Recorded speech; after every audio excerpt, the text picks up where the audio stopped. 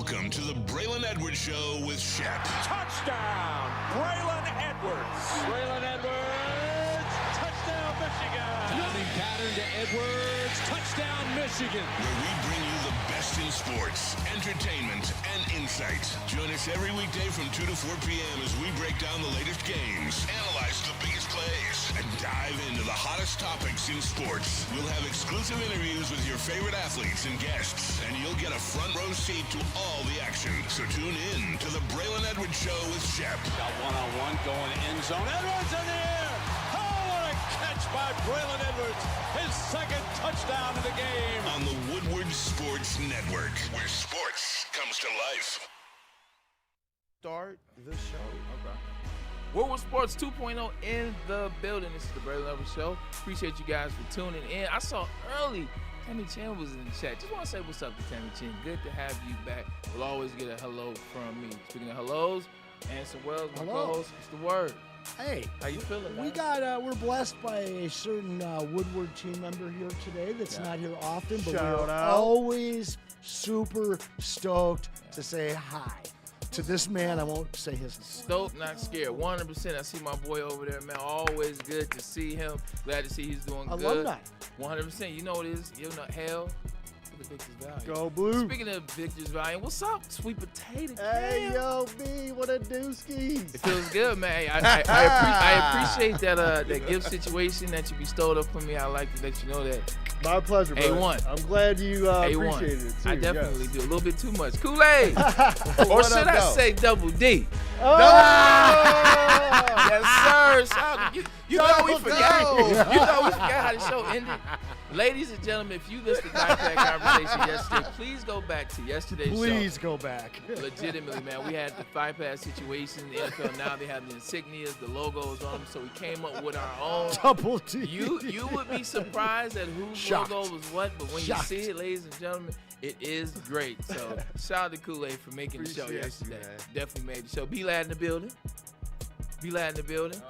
How you guys doing? Just that young energy, man. B-Lad. For real. It's good, fam. Yeah. All right.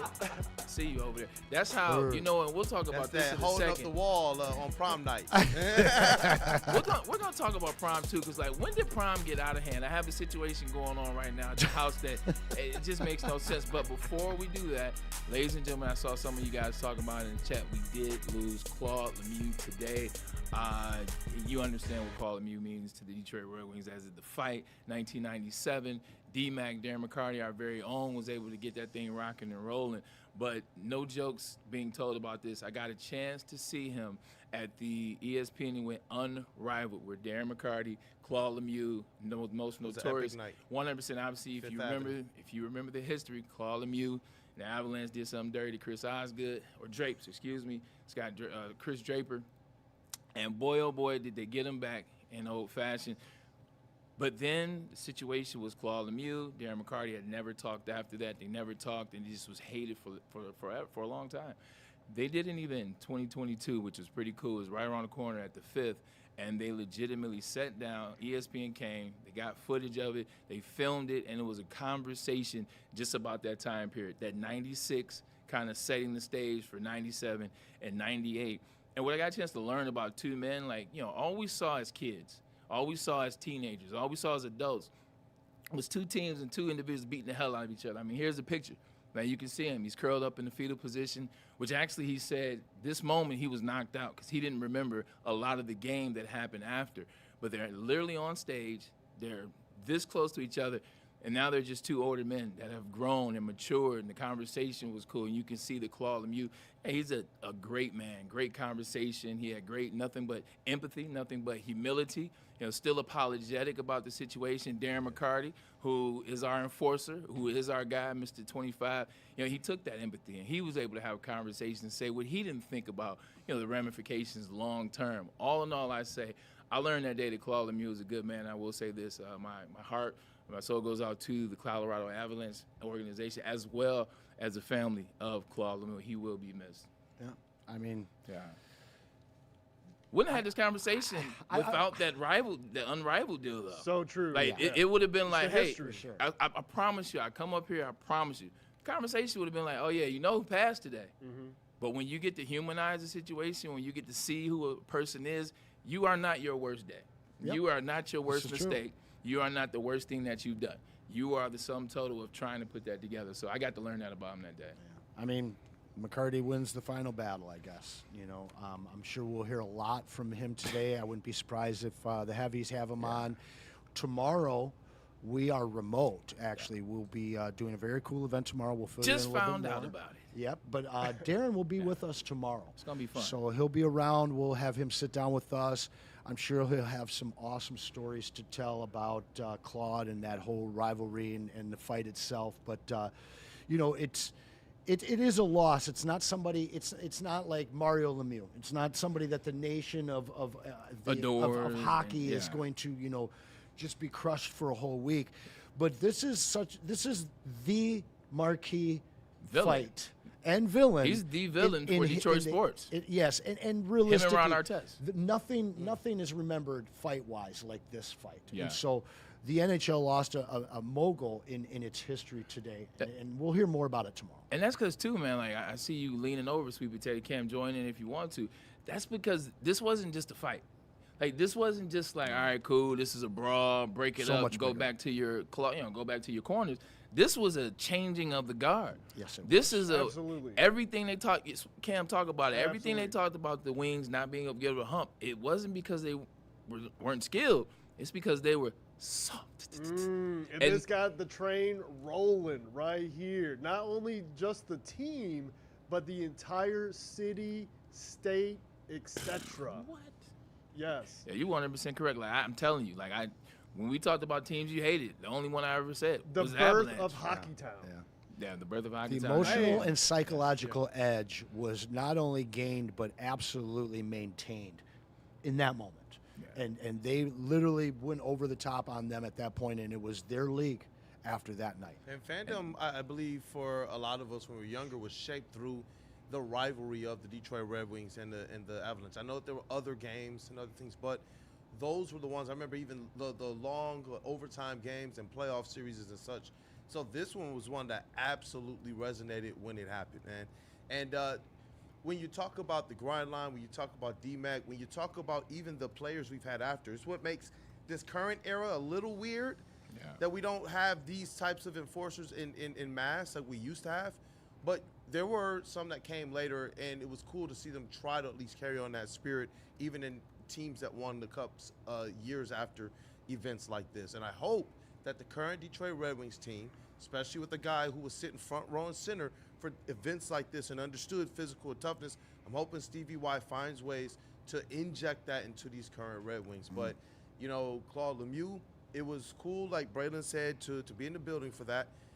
Because this was the time when I was tapped into hockey, and to hear him say, you know what, I had a lot of opportunity and time to sit back and look and realize, this was not right. This was all on me. Yeah. I deserved what happened. It was crazy to see somebody just sitting there on his level and talking like that aspect or that level of humility. So He talked about his moment too, kind of like him curling up in the fetal position was kind of like him starting, going to the fight, but then also understanding, sometimes when you do things wrong, and then another situation comes to you, you try to punish yourself. Like you're looking to, you know what, I deserve this, and so you don't fight back. I love the picture though, because when you look at the picture, you see what's going on here. You see Mike Vernon going after Patrick White. You already know what's about to happen. He's hitting to go get the goalie. But I love it because Brendan Shanahan and Chelios, when they got ball here, they created that extra. They were two of those pieces that we needed. So this is dope. All right, what the hell is this doing up here? All right, let's get out the way. I'm pretty sure it got talked about on the morning show, and if it didn't, well, here we go. This could have been a long conversation. It's going to be quick. No, it's not. Shout out to Neil Rule. Yesterday, I had a chance to do the Grand Prix opening event that they do every year. Do like a foaling event. Shout out to Chris and Noni Hutt at the Foaling Warehouse. A lot of fun. A lot of people there. A lot of Michigan State individuals. Myself, D-Mag, Neil Rule. They do the foaling event. So I legitimately got to the semis. And when I had to go to the semis, got a chance to match up against Neil Rule and 2 other individuals from Michigan State. I can't think of Taiwan. What's Taiwan's last name? Taiwan Jones? Taiwan Jones was on his team. Neil Rule, and there was another Michigan State. I like Taiwan Jones. Yeah, he's a great dude. His gym does. Hey, if you check out Taiwan's gym in Sterling Heights, 100%. Oh, wow. Yeah. So, and then I was with Alicio Milovich, who was the starting quarterback at Michigan State, and a former Michigan State running back. I can't think of his name, and then myself. So we get to the semis. We go against Neil. And I'm legitimately over here doing an interview. Doing an interview, game starts. I run over here. We're up, by the way. I would hope so. We had the quarterback. You know what I'm saying? Bro, you got all football players. He had all football players. Look at that man. Oh, it's Foley. Like, don't do that. Like, no, wait. Listen, this man tears me apart for my 26-inch pants. No. What are those shorts? But you didn't even let me get to it. Pants. You didn't even let me get to it. I'm sorry, man. Shout out to Neil Rule. Neil had a throw at the end of the game. I thought I was going to get another chance to get my throw back. No. Neil knocked down 3 pins. No. So he won. What do you mean no? Let me do my thing. He knocked down the 3 pins. After knocking down the 3 pins, gave him a hug, dapped him up, and walked out. Okay, cool. Left, got home. Instantaneously, Neil's already in the chat. No. Well, had to take down Braylon Edwards. No. First of all, use my whole government. Use my whole government. Like, first of all, we all work together. Like, we all work together. Why do you need to use my whole government? That's neither here nor there. Use my whole government. I had to take down Braylon Edwards and the quarterback from Michigan State. I said, you know what? I didn't even feed into it. I said, he absolutely did. Hey, guys, man, good stuff. Then I start talking about the Michigan State quarterback. I said, hey, look, man, he's got a friend. I like the kid. Think he's going to do some things up there this year. Alessio, shout out to you. We exchanged information. His next comment, he said, well, at least it wasn't. He said, I wish it was Bryce. How did Bryce catch a stray? So eventually, he makes another comment. I leave it alone. And I think I had a delayed set-in response chat. I think it was delayed set-in response because after about 45 minutes, it hit me that I lost to Neil Rule. And not only did I lose to Neil Rule in Foaling, I lost to Neil Rule wearing this outfit. What is that? It's terrible. What is that? It's so bad, bro. What is this outfit? Look Bro. at this. You can't lose to someone dressed like that. I get it. Mike G asked, why is Neil wearing those skinny shorts? The outing is over. The round is done. What is this fit? And why is it so much thigh meat? Dude. Thigh meat. We just did the thigh pad episode yesterday. Like, this thigh pad go right here to here. What are you doing? He would have gotten sent home from my school What is the because they're fit? too far above the knee. Man. Like, listen, knowing that you lost to that outfit Oh, is my crushing. God. I wouldn't have come in here and been like this if he didn't. I knew talk you some lost stuff. after I saw last night, but I didn't Yeah. see this till today. This hurt me as your partner. I apologize. You know what? but you know what? Neil made a great point. He said big-time players step up and make big-time plays in big-time situations. My team didn't. He did. So you know what? At the end of the day, he deserved it. But that outfit deserved that ridicule, too. I'm sorry. I wish I would have seen this Two when I things saw can him be this true. morning. Constantly giving me shit for my 26-inch. It's a 30-30, by the way. But never again With your after waist seeing size? this. Yeah, 30-30. Ain't no way you wear 30. Yeah, I wear a 30. I wear 31. No, you don't. 32. Okay. I wear 30, I swear. But those, what are those? Those are. That's like an 18-inch inseam. You know what? Those are. Hold on. At Lululemon, because I used to buy a lot of these shorts. These are a 5. The inch, it seems like the numbers. These definitely are a 5. I would not touch 5s. Like legitimately, the 7, the size, 7 for me. Our woman's Those phys are ed 3s. The woman's phys ed teacher at my high school had better shorts than him. This is like the 80s all over again. This is the shorts you just go outside in the 80s. They had like say- the Oakleys, no shirt Did it on, say like bike shorts on like the that. back of 'em? Yes. or it said Yes. Roo. Or it said Roo. The kangaroo. Like Walter Payton. Shout out to Sweetness. All right, here's another conversation. What was prom like for you? I want to come to B-Lad because you just went to prom. What was prom like for you? Prom season's going on. Mr. 6'2" football player. How was prom for you, Goldilocks? Well, I'm going around the room, and he's a little younger. Yeah, but you know his was better than all of us, but yours. Well, actually, I don't know about But that. see, 'Cause well, I let was me in tell it, COVID. but he's closer connected to where I'm going with this. I don't know if my feel prom me? was better than your guys' because mine was during COVID. See, So we had to go, opening your mouth. and I didn't even have a date either. So I rolled up with a couple of my boys. We Like actually- a couple days. You had to like that. Was it a live stream or something? It was outside Zoom at prom? It was like at those a, gatherings. Were you outside? yeah, like, we were outside the at driveway. at Marshbank Park. With circles that you had to Okay. stand Yeah, in like a 6 feet Chick-fil-A. apart? from each We other? didn't have to do all that, thankfully, because the administration wasn't there. But I didn't even go to the actual prom itself. It was on the football field, and there was like nobody there. But it was cool. We all got dressed up. I was wearing a bright blue suit. We pulled up in like Dumb a and Dumber 66. Yeah, right.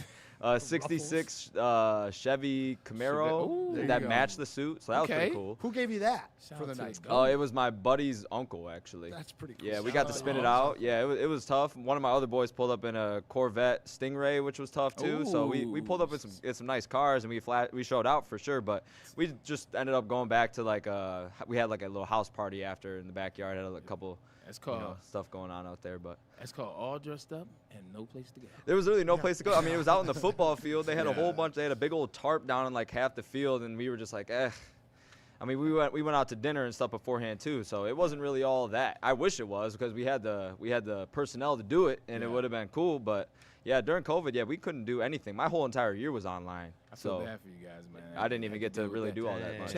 Chat, jump in here. Give us some of your prom stories. Let us know what prom looked like for you as I come to Kool-Aid. Kool-Aid, talk about your prom real quick. And trust me, I'm going somewhere with this. And if you have kids out there and your kids are about to go to prom or going to prom, like, I guarantee you're going to agree with what I got to say.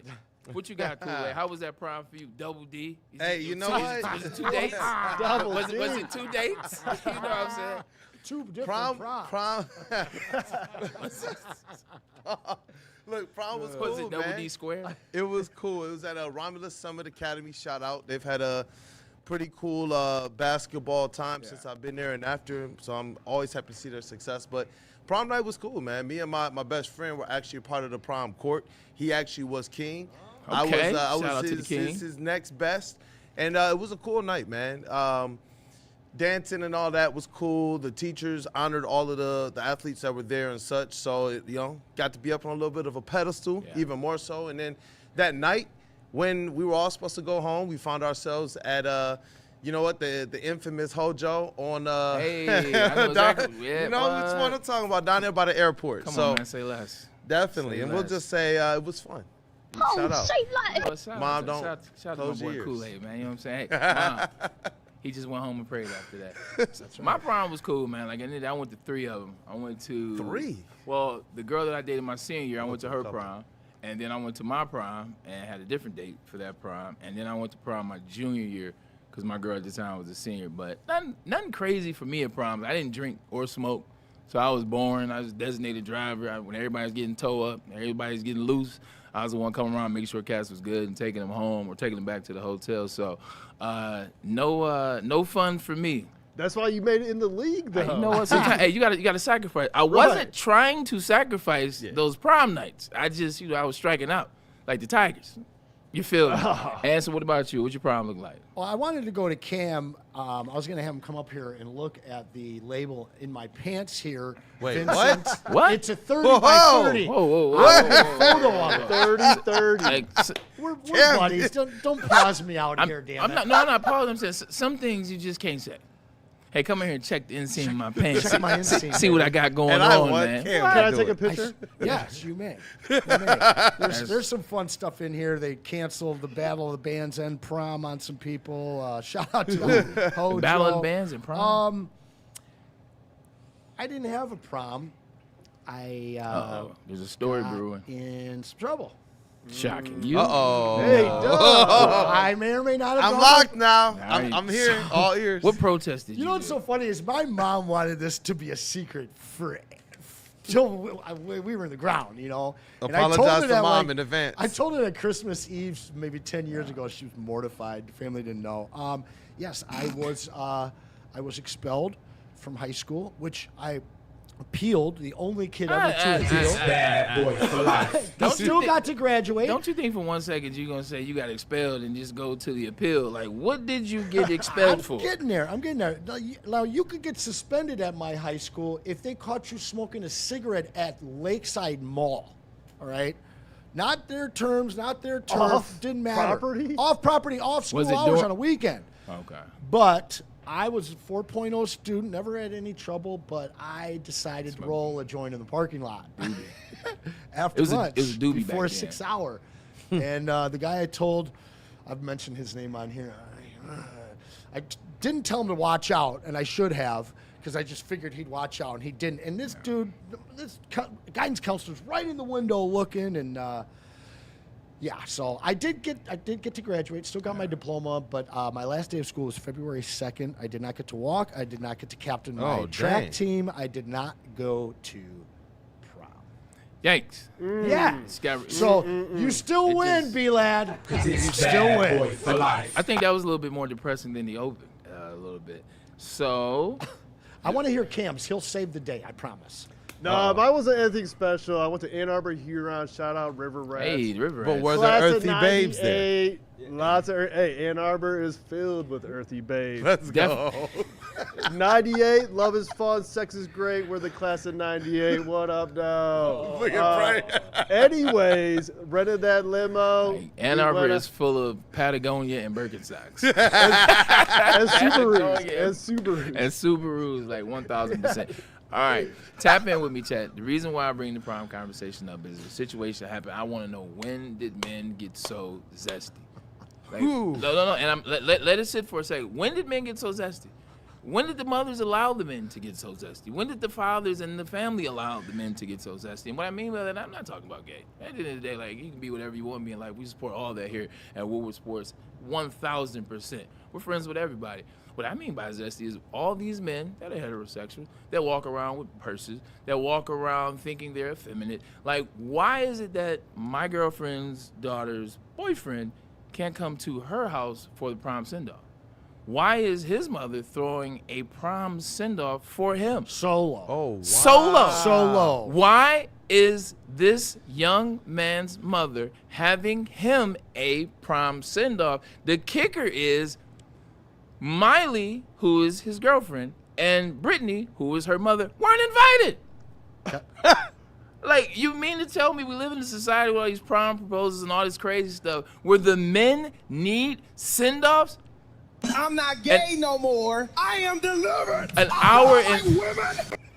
hour and 30 minutes that we were told, because they were trying to meet at the house, have the send-off together at Brittany and Miley's house, 5 o'clock, and then go downtown to the train station. But no, he's having his own send-off for his own family and all her friends and coworkers, so they can see her son and parade her son around. What era are we living in? This is not the era I grew up in. Do you know that I legitimately went and picked my date up? I went way to the east side. Picked, east side had the bad yellow bones back in the day. The red bones, But anyway, I go way to the east side, pick her up, talk to her family, kick it, because she didn't go to my high school, bring her all the way back to my house, do the pictures, the song and dance, then we go to prom. When it was my girlfriend at the time, ex-girlfriend, I went to her house, did her prom send-off, and then we went to the prom. She's legitimately being asked to meet him downtown at the picture op. When did this culture get like that? But you know what? Women wanted equality, and damn it, here it is. and damn it, here it is. You got men that want a prom send-off. I just don't understand. My junior year, I got talked into going with a friend in the friend group last minute. I wasn't going to go to homecoming, that is. Yeah. And we went to her house and did the photos there. And then we did photos, of course, when you get there, which your parents pay for, like your school photo, right? The thing was, it's so different back then versus what it is now, because all they're doing it now is for the gram. Like I get it. And we know the prom proposal. We know the send-offs. We know what culture that is. I raise my hand, and that's us. It's the brothers and the sisters. Hit that IG Live. 100%. It's for the gram. I get it. But it can be for the prom proposal was cool. Let's see. Like doing all the theatrics, the glitz, the glamour, the cars, the pull-up, the bag, the drip. All that's cool together in the same space, leaving together. That's what I'm saying. I don't get the solo. I hope she's not watching, because I was so embarrassed over my date that when I got home with the photos from Justin's or whoever. That's 40 years ago. She ain't worried about you. My mom's like, "Where are your pictures?" And I wouldn't show them to her. And she's like, show them to me. I paid for them. And she looked at him, started laughing. She's like, you took Peppermint Patty to the homecoming. She looked just like it. But now it's like it's completely opposite. You have to have your solo photos for the gram. And then maybe if your date is up to snuff, you're going to do it afterwards. But honestly, the whole, like, the stacks of cash, that's the one that blows my mind. That one I don't get. Like, we know you're broken in high school. We know that's not your money. Like, what is the deal? 100%. Look, man, you got to fake it till you make it. No, but I just want your insight on that, man. Chat, and once again, man, comment any of your stories you have, any crazy stories from when you were in school or now, because this era is completely, as I like to say, off the rails. We'll take a quick commercial break. Real quick. If you were going to prom right now at 18 in 2026, what are you wearing? Something like this? Or are you going bright? No, I'm wearing something. Not this two-tone, but I'm wearing black. That's actually a pretty clean. It is. That's what I'm saying. I do like that. That's why I said I wear something like this because I want to be black on black, maybe a hint of a darker black, or maybe a hint of gold or something like this. I went to King. King is, yellow and gold and black. So shout out to KC Crusaders. You look pretty damn good here. I'd be smooth. You know what I'm saying? I look a little better than old boy. Can I borrow those shades, B? You know what I'm saying? Hey, no, you know why you can't buy them? Because we ain't winning in this city. Once we start winning, we get you some victory. We get you some victory glasses. We get you some victory shades. But look, let's get back on track. Let's talk sports. Interesting comments come out of the Amon-Ra St. Brown podcast. There's always some gems when Amon-Ra St. Brown gets to talking on those podcasts. We'll have it for you in a second. First, Anson, let the good people know about Loom. Oh, man. I know what I'll be doing at about 4:04 p.m. today. Hey, I'll be dipping into one of those elbows that I picked up over at Loom. Again, let us here at Woodward be your plug. Let us save you 30% off your next purchase at one of Loom's many locations throughout the state. All you're going to do is tell them WSN30, either in person or when you go to their website at loom.com, or just hit that QR code above my head. And again, you're going to get 30% off your order. First time you're there, they're going to hook you up with some free stuff. In fact, the first 3 times you go, they're going to hook you up with some free stuff. So go and check them out at Loom. Yep, Tigers down 3-1 already to the Angels. Here we go. You know what? I'm going to do justice to Art and Jake's read. Sometimes I get excited, and I'm going to give you all the details. There are regular sports bars, and then there's Art and Jake's. Nobody even comes close on game day. With over 80 wall-to-wall TVs, 22 dry beers on tap, and the menu packed full of fan favorites, they've got exactly what you're looking for. Make sure you scan the QR code on the screen or download the A&J mobile app today and join AJ's Fan Club. Now, when you join AJ's Fan Club, you get deals, you get prices, you get discounts when you go in Art and Jake. So you want to sign up for that club, make it a little easier on your pocket, which it's already going to be a little easier when you show up, man. And then follow them on social, Art and Jake's on all socials today. It's a sports bar that you want to be a part of. It's game on at Art and Jake's. Wings, burgers, pizza, and ice-cold drinks served up with attention to detail. Wall-to-wall TVs, great service, and a vibe that keeps your crew coming back. Art and Jake's, a sports bar setting with a fine dining flavor. This is a hungry bear.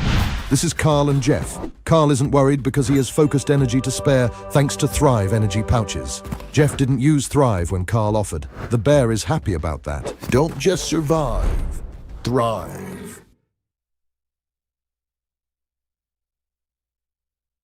You know how some things are so good they should be world famous, but they're not? Our house-made vinaigrette is one of those things. And the antipasto salad, we drizzle it over. Same with our hand-battered chicken tenders. Original recipe soups and pasta sauces.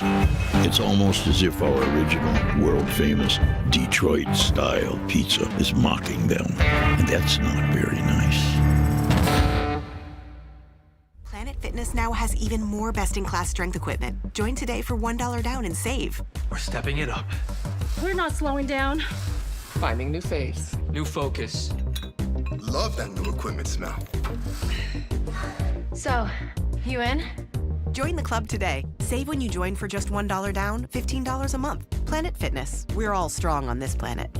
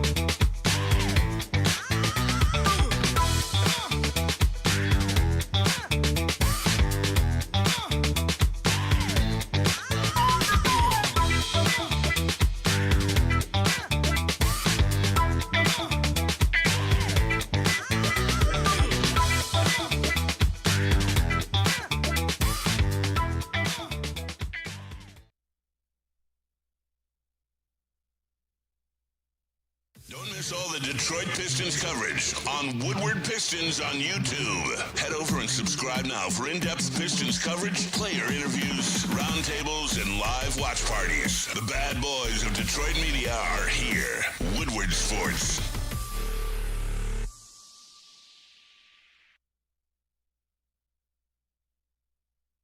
Hunting season is almost here, Detroit, and your Lions are on the prowl. Make sure you're locked into Woodward Sports for all the Dan Campbell reactions, Jared Goff touchdowns, Amon-Ra first downs, Penny pancakes, Kirby picks, Gibbs big plays, and of course, Jack Fox's leg. Stay locked in on all your Lions coverage right here on Detroit's #1 sports network, Woodward Sports. Planet Fitness, where your fitness is essential. 2,700 gyms around this country, and they're all getting it in. Putting in that work, man. Look, the gym's clean, trainers on staff, and there's no judgment. So come on down to one of the Planet Fitness around you. There's 54 plus around the great state of Michigan. So pull up, man. Like I said, no judgment. Come on in. Whether you're starting, continuing, or accelerating your workout plan, do it at Planet Fitness, where your fitness is, always will be essential. All Day IPA. 15 years now. It celebrates its anniversary, and it is the #1 IPA in the category. Citrusy, crisp, refreshing. It's got that perfect balance of taste as well as alcohol percentage, 4.7. It's going to carry you throughout the day. Listen, Founders has been doing it in Michigan for a long, long time, and All Day IPA has been the leader for 15 years. Check them out, Founders Brewing. And we back. And we are back. Appreciate you guys for joining us today. Sorry we went a little long on the prom stuff as well as Claude Lemieux. Look, you know what I'm saying? Come up here. We try to get topics out. Now we're switching to sports, which drives the show. Football. Anson, when you were, let's say, when you were 21, 22, if somebody would have handed you a picture of a top 7 quarterback in the NFL at the time, maybe he was on the 7 end, would you know what that picture was? Phil Simms. That's a pretty good one. You're going back to the late 80s? Around that time. Okay, that's perfect. That makes sense. Boomer Esiason, Steve. I guess it was a little late. John I'm talking 90s. Yes. John Jeff Elway. Hostetler, I know what he looks like. Perfect. You know what he looks like, right? If you said the top 10 running backs, if you said like guy that was like 9-10, I know what Christian Okoye looks like. I know what Priest Holmes looks like. Fair. What is it about the athletes today? Why don't they know guys in this league? Why don't they know them? You know what? Always gems coming out of St. Brown Podcast. Kool-Aid. Cardinals, Jeremiah Love, man. But you know what? It makes sense, maybe. I don't know. We'll see what this guy has to offer, and we'll come back and talk about it. It behooves me. There we behooves me a little bit. More players, and you just got to tell me who they are. You ready? Yeah. Here you go. I don't know this first guy. No, wait, hold on. You don't know the first. We're going to stop. I don't know this him, right now. bro. Can you I turn ain't that gonna lie around? to you. He doesn't know the first guy. He look like old dude Andrew Garfield. Is that showing the? That's Andrew Garfield, and this is the Notre Dame guy. There's no way. I ain't gonna lie, bro. Jared Goff. Have you heard of him? Yeah, I heard of him. That's This him? That's him. Yep. It's all good. Next I card. don't know. Arvell Reese. Okay, that's easy. Everyone's getting that one. And the crazy thing is, before that clip went off, he was saying to that last one. Spider-Man? You see That's who he's talking about. I had to look it up. I didn't know I thought he was talking about President Garfield.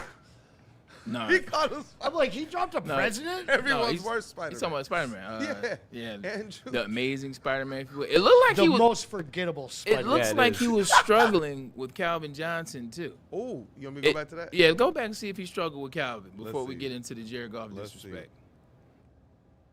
Yeah, you show the camera that. I have no idea. Nah, bro. White out. Really, A great white white out. out. One of the best whites ever. Oh, played I'm the game. on this Megatron in. There you go. Yeah, I thought this was him. Yeah. I just when he looked a little bit different. Yeah, sometimes you need to see somebody 6'5" for that. Give me a break. Dog, That's what? Crazy. I saw a guy. Give me a break. I saw a podcaster recently, like breaking down film, and it was Megatron, and he was losing his mind because he had no idea this guy even existed or what he looked like when he played. Yeah. And like these kids they have it all at their fingertips. All you got to do is just press a couple buttons, and you can watch any clip of any player at any time in history. And yet us, growing up on the wild world of sports, we know more about these guys. Okay, so I have a thought about that, but before I go into my thought to combat that or to agree with that, where are we with the disrespect to Jared Goff? Is it disrespectful that he didn't know that was Jared Goff? Or let me ask this question. Is it only in Detroit we would find this disrespectful? Because is Jeremiah Love the only one that doesn't know that particular pitcher is the starting quarterback for the Detroit Lions? I mean, he's disrespected here and everywhere else. I mean, this guy has got a top 3 or 4 finish, the last 4 years? But hear me out. If you didn't live here, would you know what Jared Goff looks like? I mean, I would, but I guess I get it. Just another white guy. He didn't even call him Ryan Gosling. That would have been a good one. That would have been a lot closer than the Spider-Man we don't know. Kool-Aid, is it disrespectful? Is it disrespectful? And realistically, if you don't live in Detroit, do you know what Jared Goff looks like? Because as good as his statistics are, which is what we always like to go to, the statistics. Well, he finished number 1 in this, and he finished 2 in this. People around the country don't care if you're not winning Super Bowls. Like, if you're talking Patrick Mahomes, if you're talking Lamar Jackson, who everyone likes to talk about, if you're talking Josh Allen, who everyone likes to talk about. They look. Like, how many people in Seattle can tell you what Baker Mayfield looks like? Listen, and when you're talking about the Calvin Johnson one, that one's hilarious because how many people are getting punt gunners at the line of scrimmage in the red zone? How many people are getting three players put on them at the goal line? Yeah. And it's not to stop a running back. Like everybody knows Calvin Johnson. And then even after that, he's like, oh, is this Megatron? Still didn't even go and say, is this Calvin Johnson, the name on the back of the jersey. Right. That's just like, goodness gracious. Look, he got to the league, so he's doing a lot of good things right. But it felt like some of these other people, like when I hear you talk, you know the history of it. Same thing I try to do with Kid Kool-Aid, man. Like, you better believe that boy knows Isaiah Thomas, Joe Dumars, Grant Hill, even the going to work Pistons. I just don't know this aspect of not having a healthy understanding of the history of the game. I thought that this is what our fandom was built on. So that's what I would say. That's what I understand for this day and age. And I still have my pick in my hand. That's what I understand about this day and age, the kids that are coming into the league. It's different. B-Lad, you can speak to this because you're of that age. You just finished up with football, too, at Lawrence Tech. Like, when we were younger, I always say that, man. I'm getting so old on this show. When we were younger, like, there wasn't so much available to us. Correct. So when we were younger, like, ESPN, like, I'm watching it all day long. I'm watching ESPN all day long, as much as I can with my dad. I'm watching all the games that came on. You only had local and a couple primetime games reporters on Sundays. Sports reporters. I'm reading the newspaper. I'm reading Sporting News. I'm reading Lindy's. I'm reading Athlon. I'm looking at ESPN the magazine. I'm looking at Sports Illustrated. That's what we had at the time. Like, we had sports and more sports and video games and outside. I didn't play video games necessarily as much as the kids today. Like, we had all that. Now, I think for these kids, they have whatever sport that they're doing, and they're locking into that sport in terms of training, in terms of working out, in terms of watching the skill set of themselves or the coach teaching that. And I think outside of that, it's whatever they're into. If they're into anime, like Jahmyr Gibbs and Jamal Williams, if they're into, engineering, if they're into technology, if they're into AI, whatever they're into, it's legitimately my training, not necessarily watching film, not necessarily reading magazines, not necessarily looking online or YouTube at Calvin Johnson, at Larry Fitzgerald, the past. So they don't have any respect because they don't have to. Like, it's kids at U of M. I've met a couple of these kids. I had Trey McKinney ask me this question at that event I went to. Trey McKinney goes, "What school?" To you? Michigan. Where's he from? Or Tulane St. Mary's. Okay, fair. I had Trey McKinney ask me at that because I had in the locked in shirt. And the locked in shirt, like, one is me. It's like I had the locked in shirt. Yeah. He asked me, "Hey man, how you have on one of our shirts?" Wow. Like Trey McKinney asked me, he said, "How you have on? How do you have on?" Because I'm him. Because I'm Mr. Michigan. Because this is my school. That's what do the you thing, mean? too. How do I have on that shirt? Dog, I didn't even but think about that it. is where you are today with the individuals. They don't have to learn the tradition, so they do their thing, which I don't mind. But that's why. They have too much. They have everything. It's a lot. Bro, TV that's shows, you got to crazy. catch up Think on about it. algorithms, AI. Think about it. So many of us just had 2, 4, 7, 20, and 50. And Yeah, maybe channels. 62 if it came in, right? You had to go to Blockbuster, talk your parents into getting you a movie or a game for the weekend, you know? And then ESPN, if it was on, it was on. My cousin used to take and he'd hold a little circle over a playing card. And I could tell you, that's a Donald Foyle. Like, Shout out to that's Donald. what you had. That's all that you 6'10" had. big man warriors. Now, you pull out your phone. Went to Colgate, by the way. Great trivia question right there. But when you have all of this stuff, like you said, you don't necessarily fall into the fandom. You might fall into the footwork drills and how to pass and all of these things. But then the moment you turn it off, you can turn on anime, like you said, or you can turn on and binge Netflix. There's just so many things to distract from like a main focus. And that's what we had as a kid. If you liked sports, you were focusing on it. You knew the team, you knew the numbers, you knew the cards and everything else that was associated with it, and you were tuning in any time. That's why All-Star games were so great. The only distraction that I had, Kool-Aid, and Sweet Potato, only distraction that I had back in the day, like true distractions, because I watch TV. I watch Dragon Ball Z, so I had my anime and things like that on the weekend. Only distraction I had was Monday and Thursday night, because I was watching Raw or I was going to watch Nitro. Outside of that, I didn't have any distractions. It was sports. Sports. More. I would look, 1,000% Kane. It's got to be Kane. Undertaker, I would legitimately look at those football magazines before the season started. I would look at that magazine the whole season. Like, by the time you got to the end of the season, I know the coaching staff, I know the rosters, like, I know who's the starter, I know the defensive coordinator, because I was so invested at that time, Kool-Aid. Oh, absolutely, man. And that's how it was, too. Just hearing you talk about it, I'm like, oh, man, there was a lot of us out there that were like that just absorbed everything to do with sports. And you know what? We were part of the generation that it was new to as well. So I do want to give it, I guess, that type of credence. I know there's a whole lot more camps, a whole lot more training things that I've seen youth be able to be involved with, which is probably where they're able to make up the difference and still find themselves with at least everything they need to get to that next level.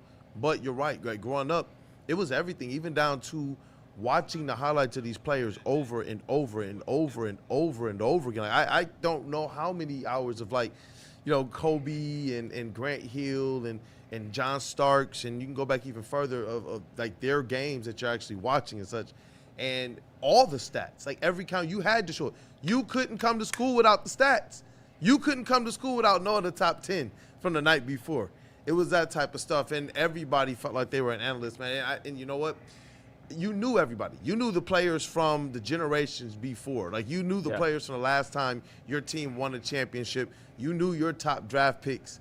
You knew the guys that did business even around the league as well. It's not like you're a Pistons fan and you don't know who Magic or Bird or Jordan is, and then come forward into some other areas, other eras. Like even Atlanta Hawks, who gave the Grant Hill era a lot of issues, like Mookie Blaylock and them guys. Shout out to Gotta Mookie. know those guys. That was the Atlanta Hawk uniforms I didn't necessarily like. That was a year, but that was a year Dominique, man, might have got hoes for MVP. Remember he tore his Achilles? Came back, averaged 29, 8 and 8. But anyway, I digress. Did you know Mookie Blaylock was the original name of Pearl Jam? I did know that. And they got sued and they had to change it? I did know Love that. Here's a question for, let me see. Anakin Sky Ogre in the chat asked One of the a question. OGs. Shout Okay. out. Has there ever been an NFL player with an engineering degree? So, twofold. One, I feel like that's disrespectful. But second of all, Joshua Dobbs, aerospace, just to name one. Charlie Johnson, chemical engineering, just to name two. Drew Tranquil, mechanical engineering, just to name three. Matt Burke, biomedical engineering, just to name four. Andrew Luck, architectural design engineering, just to name five. And there's a long, long list. football players do more than just catch passes. And that's another thing too, is you feel like that, especially the way I grew up. It was Lawrence Tech, engineering school. Yeah, exactly. Engineering school. I know that. Even though I didn't get into I didn't have to. There. But you would like literally ingest sports like football. Like I could tell you the most obscure player, like random players off the top of my head. Like I know what Cortland Finnegan looks like. I know what Percy Harvin looks like. I got into a fight with Cortland Finnegan. Like there's a whole list of players that I can list to you guys that I know who they look like because I studied the game. You would feel like guys, especially now, because these guys that are getting drafted are around my age. I'm 23 years old. Maybe they're getting drafted 21, 22, 23, 24, around this whole age. But me and the way I grew up with my friends, like this was literally my life. Like I was in the Maddens. I was playing with Braylon back in the day, Josh Cribbs back in the day. Like it was something that I genuinely spent a lot of my time doing. And I feel like not only are you obviously doing the training outside of things, on the field and whatnot, but at the same time, like studying the game also is a part of it at the same time. You start to pick up on things, start to pick up on different names, the way people play, and kind of like mimicking kind of the style of their play. So I don't know. It was just really shocking to me, especially because Cam Scatabo, too, last year came out on the podcast said the same thing. He didn't even know who Calvin Johnson was, and he was like, I don't even watch football like that. I'm like, what? That's the helmet effect, too. Yeah, it definitely be, yeah. That's definitely the helmet effect. Funny Josh Cribbs story, man, and it's not the podcast we just watched a couple days ago. Legitimately, there's a game. We're playing Pittsburgh, all right? And I'm talking to Josh from the sideline. Like, we came off the field 3-and-out, shocking. Cleveland goes 3-and-out. And he just looks like, he looks sick. He looks queasy. I'm like, you all right? Yeah, son, I'm good. Yeah, I'm good. I'm like, you all right? Yeah, I'm good. I'm all right. Fast forward, like a couple minutes goes by, and his punt team on the field. Punt team, he goes out there, and he looks like he's limping. I'm like, man, dang, Josh, all right? I said, man, my guy hurt. Like, proceeds to have one of the greatest punt returns I've ever seen in my life. Legitimately, like, it's the one, they've shown it before. It's in Pittsburgh. He's, like, tiptoeing on the sideline on, like, 1 foot, like, 100%. So he gets in the end zone, scores a touchdown, comes over to the sideline. I said, whatever's wrong with you, man, like, needs to stay wrong. He said, nah, man, I got to go to the bathroom, and proceeds to sprint off the field, take off to the bathroom. And then when he came back, he said, yo, son, I had to change my pants. So shout out to Josh, man. Like, he was a phenomenal kick returner and now shit talker. No doubt. No doubt. Yeah, but no, and that's my thought on that. I just think it's the access that these players have. Like, legitimately, everything revolves around what they want to do. Well, and it's and really it's more access. It's probably the least personal game of the four. I mean, it's basketball, there's never a helmet on, and a guy can land in your lap, spill your popcorn, Baseball, you see these guys without a helmet a lot. Hockey, you can be, glass to glass with a guy.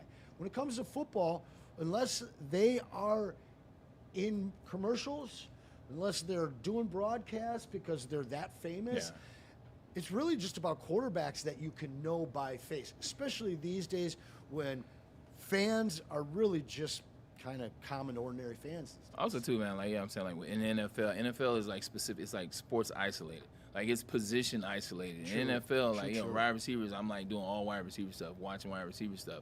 Quarterbacks, offensive linemen, running backs. Like, it's very segregated in a sense. Craft. And you're paying attention to that. And then outside of that, you're kind of, doing your own thing and you're moving. I think in other sports, like, you do everything. Like, basketball, like, all the guys, like, you play both sides. Like, you're in the same film studies. In baseball, for the most part, like, all those guys are kind of in the same film study room, watching, same practice field. Same with NHL. Basketball, same. Football, it's like, look, DBs, secondary guys over here. And nobody knows what they look like. Yeah. Let's be real. It's crazy to me. This is true, unless you're talking about prime time. Everybody knows that one. Speaking of prime time, man, let's, you big on the way too early rankings of positions, if you will, sticking with football. Respect our guys.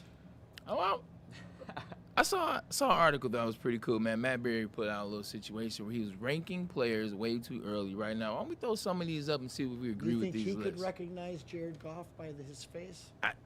But see, that's an interesting one because Jared Goff, 100%. Like, Jared Goff, is he recognizable outside of L.A.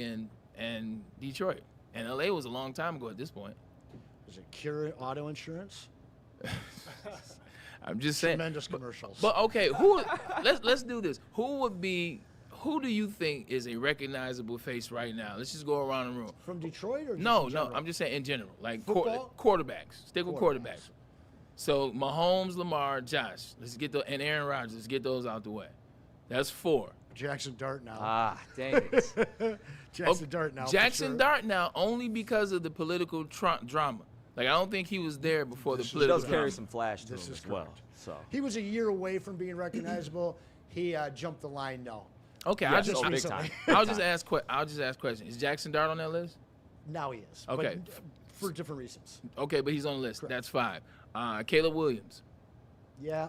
Is he everywhere you go, Caleb Williams, you know him? Yes. Okay. Well, maybe because he won the Heisman too. I don't know. That video kind of ruined my faith in people knowing who's who. So I mean, he's he younger should though. be. Yes, he is younger. The amount of He is face time he gets and the Yes. amount of, not only in sponsored So that's endorsements 6. but also in game. Jalen Hurts. See, that's where he starts. Yeah, he losing it. won a Super Bowl. I think so. Yeah, you're good point. But I still don't think that he's that recognizable. He's not a guy that they use in a lot of stuff. He's had his I moments. saw him in that flag football commercial for the Olympics. There you go. Crazy. Big time. Okay, Justin Herbert. No. No, that's fair. C.J. Stroud. No. Bryce Young. No. Tyler Shuck. No. Jaden Daniels, I wouldn't even Jaden say Daniels. yes to. He's borderline. Geno Smith. Stop it. Kirk Cousins. Yes. You like that? Tua Tagovailoa. Yes. Cousins because he's been so many other places. Netflix. He's been on HBO and Netflix. He's Yes, been on true. the He's on made the a lot of panels money. and stuff. Yeah. 470 and counting. Okay, so Kirk fine. Because if you had somebody in, Kurt, I'm gonna say Kurt no. might get recognized before Jalen Hurts. That's fair. Like, that's fair. But it's tough. Like, you see, we're naming some people that people don't know. So it is fair. All right, let's look at these lists real quick and see what we think about this. You going to do the running backs one first? So let's just see if we agree with these lists. And now we'll talk about why. All right. Everybody's consensus number 1 for the most part is usually Bijan Robinson. So I don't have a problem with that. Jahmyr Gibbs is now the consistent number 2. Last year and the year before that, he floated around. Is he 5? Is he 6? Is he 4 maybe? Well, he's now 2. Christian McCaffrey at 3. Are we still? Is he still number 3 right now? As Zero a running problem with that. I mean, realistically, you can put him over Jahmyr. Okay. What he means to his offense. Yeah. The amount of things that he can do, the way he can block. Listen, I love Jahmyr. I'm not trying to denigrate him at all. But you put Christian McCaffrey right there with Bijan Robinson. Missed it, 2 seasons ago, really, missed most of the season with injury. Came back and was every bit RB1 last year. Yeah, 100%. I like that there. Number 5. Nope. I'm not Really? I'm not a huge James Cook fan. And hear me out when I say this. I think he's one of those individuals, and it's going to sound crazy, that has a lot of production, but not necessarily the production means he's what the number ranks. Because he has production every year, but he has production as a number 3 running back in the league. He's not. Like, it's something about James Cook where I'm like, if you put James Cook, and this is the game I like to play, if you put James Cook in other backfields, is he successful? Or does it not that successful? Is his success predicated on the fact that his quarterback is Josh Allen? He doesn't even often touch the ball 20 times in a game. He disappears in the red zone. He does, and it's just like they don't even use him in the red zone. He's really more of a committee back design. Yeah. He just has the ability and the bloodline. Don't get that mixed up. Because him and Dalvin, who knows who will be the better quarterback when all of a sudden a running back is still all of a pissed sudden at the Lions in 2017. I was doing a radio show with, let's just say, the enemy. And legitimately, I said I wanted one player. At 17, I wanted Dalvin Cook because the Lions hadn't had a But he running ran a back. 4.6 40. And they drafted Gerard Davis. So You give me that guy in pads. I don't care if he Shout out runs a Florida 4.6 Gators. in his underwear. That man in pads is as fast and as powerful as anybody Dalvin Cook was. But James Cook, to me, should be further down this list. He doesn't do enough. He can't touch the ball enough, and that's by design because they know he won't hold up. There's a man heavily disrespected on this list. Oh, that should be 5. 100%. We'll get there. I see 2 of them. Ashton Genty, is this going to be the breakout year? Is this the year? Last year, a lot of people had a lot of questions about him being drafted so high. And you see the output, but you realize the team was trash. The offensive line was abysmal, and you can't get down like that as a running back. You saw some signs from him late. Is Ashton Genty in a good spot? Or is this way too high for him? That's a ceiling play. I got to be honest. I think O'Marion Hampton had the better season. Same here. That was Sorry. sneak one. They It's have, all good, though. The It's Raiders all have good. Linderbaum too now, so they did make some additions to their O-line. So I wouldn't be And shocked a in the QB, slightest. apparently. Yeah, I mean, it should be better than Geno. So is the disrespect one number 8 for you? Saquon Barkley, talk about it. I mean, the guy 2 years ago, we remember what he did. Yeah. Breaking records and stuff. What he did last year was still very good on a team that struggled. I just don't see anything in his game where he's lost a step. You saw it with the Giants. I mean, the guy on a terrible team, on a terrible franchise, without any weapons or protection, he was able to put up the numbers that he did. That felt very similar to what you saw in Philly last year. Until I see this guy lose a step, he is absolutely a top 5. And, I mean, honestly, he's a top 3 argument guy. It's Saquon. Yeah, 100%. I think you look at Saquon, like the same individuals for like the Lions and how they're complaining about what the offensive line was last year for this team. It's the same situation for Saquon Barkley. Like I'm talking about copy paste. Jimmy didn't have 3 offensive linemen last year. He still had 1,145 yards. Still had a total of 11 touchdowns. So I think their disrespect is real, and I definitely think he bounces back. I agree. The Kenneth Walker situation remains to be seen. I don't know what it is. Like, it's going to be interesting. Like, does he go – which way does he lean? Because this could be a year where you're looking at him like, I can see how Seattle moved on, or is this going to be a year where you're like, I can't believe Seattle moved on? I mean, he just wins things for whatever team he ends up. I mean, what he did against Michigan – Fair. Spartan Nation will never forget. Michigan will never forget. Like, it's legitimately one of the greatest performances I've ever seen because that team, the Michigan State team, no disrespect, they suck. The offensive line was horrible. Like, if you watch how he gained his yards, it was him. It was a lot of cutting back. It was a lot of, like, overcommitting of the safety and linebackers and him going the opposite way. He won that game. Like, that game was phenomenal. Yeah, no doubt about it. 5 touchdowns, I don't complain. Then he goes to Seattle, and you draft a Michigan guy to supplement him.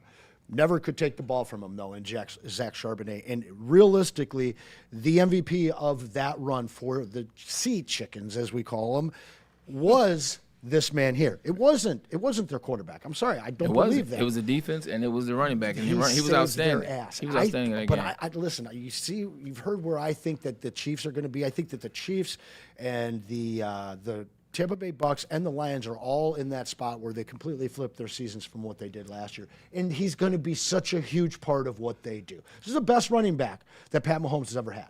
2 questions, and then we'll go to break and we'll get to the next position, if you will. Kool-Aid, one for you, B-Lad, one for you. Kool-Aid, the one for you. What does Jahmyr Gibbs have to get the one on? What does he have to do to get the one on this list?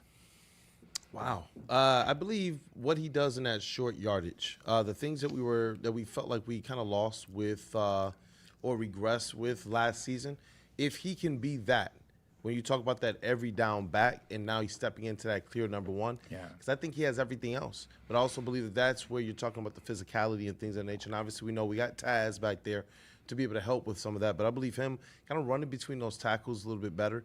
And being more reliable in the short yardage in the 3rd and the 4th downs, I believe that puts Jahmyr Gibbs in a completely different place. When you look at Bijan Robinson, who's a guy that can really take that punishment, I think that's what part of his superpower is. He can continue to go out there and not just effectively play in the run game, but in the pass game at an elite level from a physicality standpoint. I believe Jahmyr Gibbs, from a quickness standpoint, from a shiftiness standpoint, he can do a lot of the same things. But I do want to see him behind this this new offensive line. I believe we will see Jahmyr Gibbs be that guy. I do.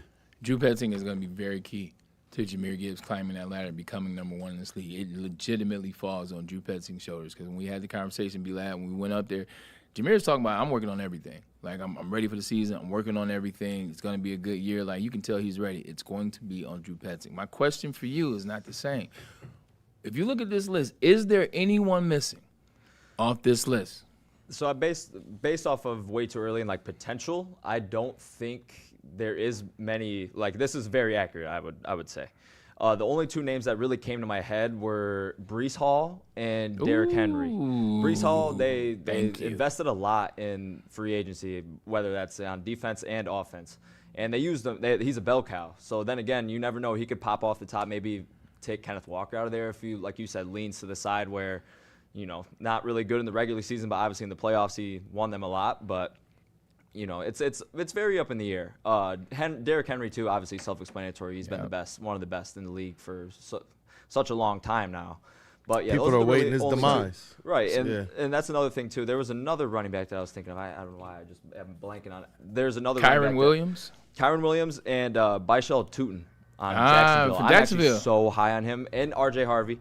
all three of those guys could definitely just break out got and be on this Bayshore list. that high? Trust me. There's a 1,200-yard rusher that's not on this list from last year, too. He plays for, as a lot of people like to call them, the Cowgirls.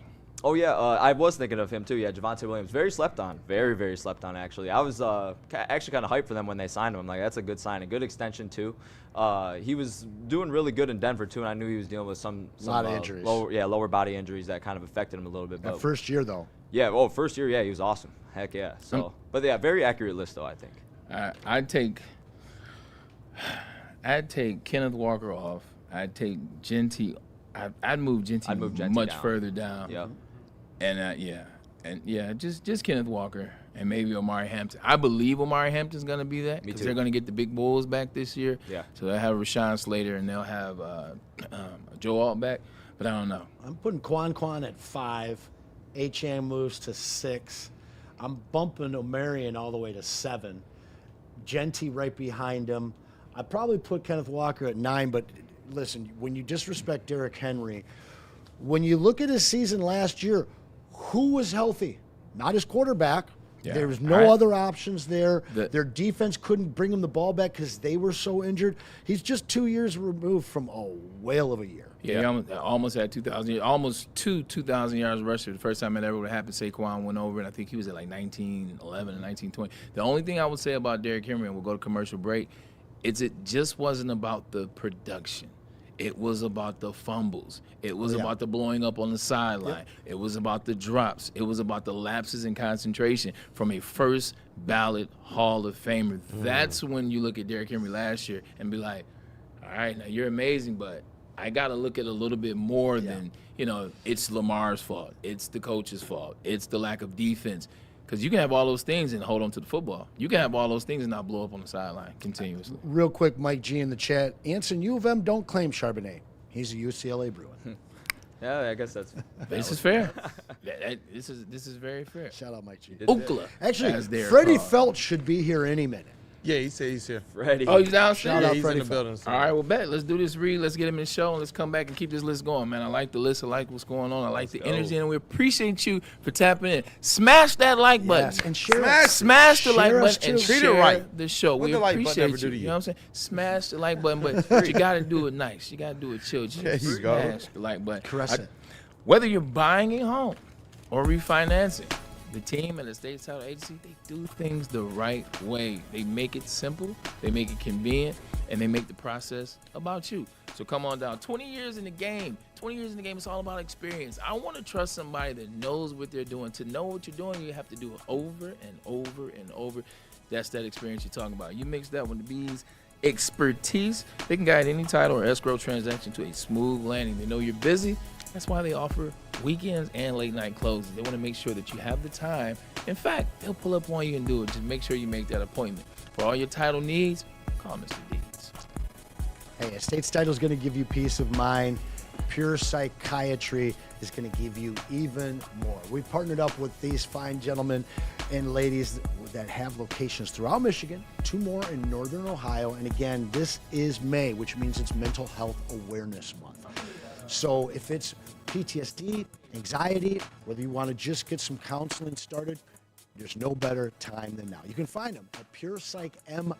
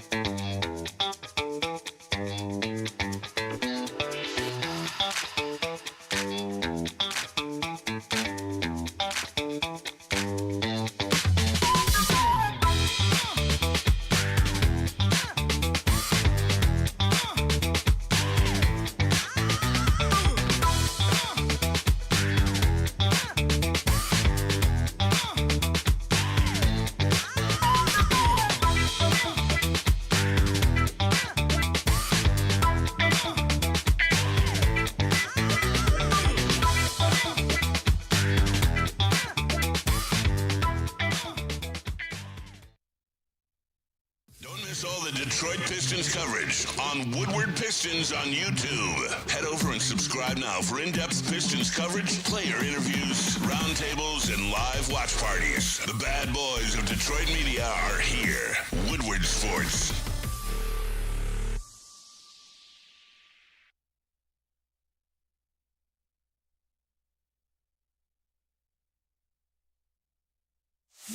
It's bear hunting season, and Dan Campbell is hungry for some kneecaps. If you can just get a hold of them and you start dragging their ass out to the deep, dark abyss, you can drown them. The Kings of the North are back for another year of the brand new Lions. Make sure you're locked in to Detroit's #1 sports network for all the news and info on your Detroit Lions. Woodward Sports, let's go. Hunting season is almost here, Detroit, and your Lions are on the prowl.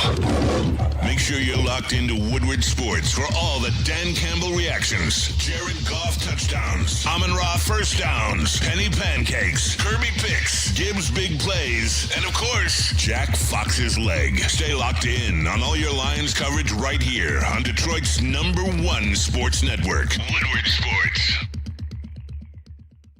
Miss all the Detroit Pistons coverage on Woodward Pistons on YouTube. Head over and subscribe now for in-depth Pistons coverage, player interviews, roundtables, and live watch parties. The bad boys of Detroit media are here. Woodward Sports.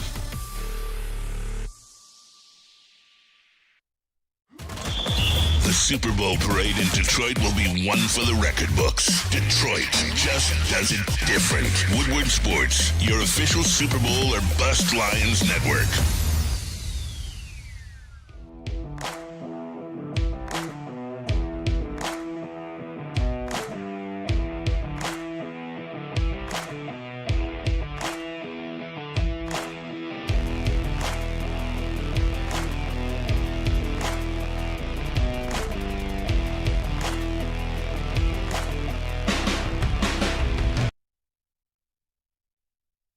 Planet Fitness now has even more best-in-class strength equipment. Join today for $1 down and save. We're stepping it up.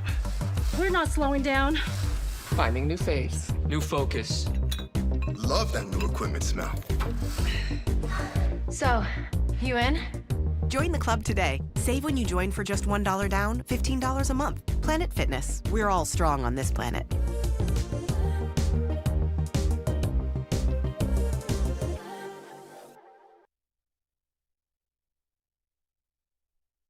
You know how some things are so good they should be world famous, but they're not?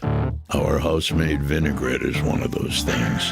And the antipasto salad, we drizzle it over. Same with our hand-battered chicken tenders.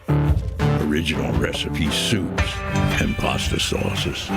It's almost as if our original, world-famous Detroit-style pizza is mocking them. And that's not very nice.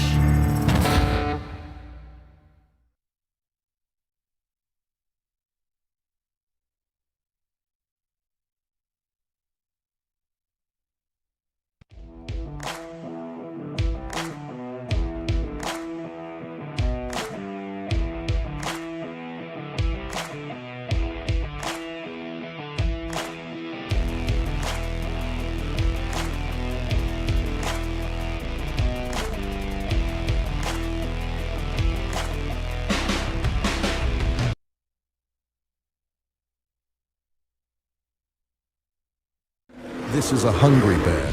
This is Carl and Jeff. Carl isn't worried because he has focused energy to spare thanks to Thrive energy pouches. Jeff didn't use Thrive when Carl offered. The bear is happy about that. Don't just survive, thrive. It's game on at Art and Jake's. Wings, burgers, pizza, and ice-cold drinks served up with attention to detail. Wall-to-wall TVs, great service, and a vibe that keeps your crew coming back. Art and Jake's, a sports bar setting with a fine dining flavor. Head to WoodwardSports.com and click on Shop. Get the latest in Detroit sports apparel and exclusive Woodward Sports gear. WoodwardSports.com can get the whole team outfitted. Love the Pistons, Red Wings, and Tigers? We got something for you, too. Shop online at WoodwardSports.com. Thank you to all the fans for making Woodward Sports your #1 online destination for Detroit sports. We promise not to drop the ball. You guys know the drill. Go ahead and scan that QR code above my head to get a jump on this information. Because I already know you're looking to take relaxation to the next level. You can only do that at the Massage Chair House in Bloomfield Hills. It is the largest massage chair showroom in the Midwest. They carry top-tier brands like Infinity and Osaki. We here at Woodward can personally vouch for the Infinity. I'm telling you guys, it's relaxation redefined. So be sure to visit Dr. Eric Duncan Wellness Creative, the #1 YouTube channel for massage chair reviews at The Wellness Doc. Book your visit today at massagechairhouse.com or simply scan that QR code right there. It's Massage Chair House. It's your ticket to ultimate recovery and relaxation. And put down that Celsius, put down that bang. It's time to upgrade your game with Thrive Energy pouches. And you know what Camo always says? This ain't yo daddy's deal. Hey. It's a tobacco-free, nicotine-free mental powerhouse. No jitters, no sugar crash, and zero bloating. Thrive can be found online at dipstop.com. Remember to use promo code WSM for 15% off your entire order and exclusively at all Market Fresh and Market Square locations. Thrive, clean energy, zero distraction, and they just effing work. Hey, and we back. Shout out to my boy Sweet Potato Cam, man, making sure that our mascot was taken care of over there. And Woodrow, sit. Good boy. Speaking of, there was no transition. I was wondering what you were going to do there. Yeah, I was going to say, speaking of my dog, you know what I'm saying? I was trying to make it work now. But speaking of legend, man, we have a legend in the studio. We always tell you guys, man, if you're in the area, pull up, man. We appreciate our people that appreciate us. Shout out to the legend himself, Mr. Freddie Felt in the building. What up, though? Hey, I got the red carpet here. I met Joey first thing. I got a sparkling water first thing when I entered in the building. Like, hey, Good, got you that goodish. Moving on up. Baby. Shout out Woodward 2.0. Finally got that deluxe apartment. What do you think of the studio compared to the last space, bud? Loving it. Yeah? I'll have some off-camera comments, but on camera, loving it. Cool. I appreciate that, man. We'll have those off-camera comments, too, when we get back. All right, before we get into the next transition, let's get back to what we're doing. Right? The conversation with the rankings. We had some good stuff. First of all, we just did the running backs. Step into quarterbacks. Now, quarterback. We just talked about the guy Jared Goff to start the show. What was that? Jeremiah Love didn't know who the guy was? The disrespect to Jared Goff? I hope Barry knows who he is. Well, Matt Berry, was some Calvin Johnson disrespect as well. All right, Matt Berry, do you think he respects him? What position, what spot is Jared Goff going to be on the quarterbacks? On his list or my list? No, not about you. Matt Berry, what would you say would be a spot for Jared Goff? He's a top 5 quarterback, but he gets disrespected, so he should be 7 or 8. Okay. No later than 9. B-Lad, what you thinking? I would say 9 as well. Okay. Freddie Felt in the studio. Where would you say Jared Goff be on most people's list? I feel like he gets disrespected. I'm feeling like he's like down towards 10, like down at the bottom of the barrel. Like he's the Rodney Dangerfield of the NFL, man. He gets no respect. I get no respect. My wife, you don't respect me. All right, what you got, Kool-Aid? What do you think? Yeah, I would assume if they're ball knowers, maybe 7, 8. 7 is always a good spot. I feel like 6, 7, you can get away with having Jared Goff on year, and people are like, okay, he's on the list. So 7 is what I would predict that he would be on the list. Well, I already saw the Matt Berry list. Ladies and gentlemen, put it up there, if you will. Dun, dun, dun, dun. Nowhere to be found on this list. Now, when we look at his quarterbacks, and we'll go through it, just initially, Trevor Lawrence, Jackson Dart, and Brock Purdy above. What are we thinking this list? Is Josh Allen number 1? We'll get to once we get to Jared Goff's spot. Josh Allen 1, is that a consensus? Are you guys good with that? I'd put Burrow. Same. Absolute same. Absolutely, like the orange, it sticks out. Like the orange, it does. The orange is sticking out. Yeah, Purdy's in red. That's forward. Like Jackson Dart above Brock. That's what we're trying to figure out. What was Matt Berry was? I understand. Let's see. You got Isaiah Likely now. You have a healthy Malik Neighbors. You revamped the offensive line a tad bit. You got some other players on that team. 9 overall? Is John Harbaugh an offensive coordinator that I didn't know about? I thought he was a special teams guy. What, 9? It's an optimistic ceiling decision. Why is Jaden Daniels 4? I mean, Jackson Dart's got a lot of weapons. I'll give him that. But, listen, you look at it, Josh Allen last 3 years has been a top 4 quarterback. He's been a number 1, number 2, number 4. Where the hell is Stafford? He's number 1. Stafford was number 1 last year. How do you go from 1 win MVP and not be existing? And the last 3 years, I believe the last 4 years, Goff hasn't finished lower than 8th. All right, he should be on this list. This is crap. Brock Purdy should not be. T-Law should not be. Jackson Dart should not be. Trevor won and the Catfish certainly should not be on this list. You have to have Matt Stafford on this list. Yeah, 7 and 8. You have to have Jared Goff on this list. I'm sorry. I'd even take Hurts out. Like, how do you have the how do you have the MVP? Ooh, we can tell. Push merchant. How do you have the MVP runner-up at 3 and don't have the MVP on there? Yeah, that's wild. Jalen Hurts at 5. You moving him out? Where would you move him to? They got Mekhi. I like it. I would put Dak, Herbert over him for 100% fact. I'd even put T-Law over him. Over Hurts? Yep. Goff? I'd put Goff over him. Yes, 100%. Thank you. Jordan Love. Give me a second to think about some more, but yeah, that's who I have on the top of my head right now. Okay, I'll play devil's advocate. I'll play devil's advocate. Jalen Hurts, the 2 seasons that he necessarily hasn't had the best season last year, and then the year after they lost the Super Bowl, I think they came back and barely made the playoffs. He wasn't that good, if you will.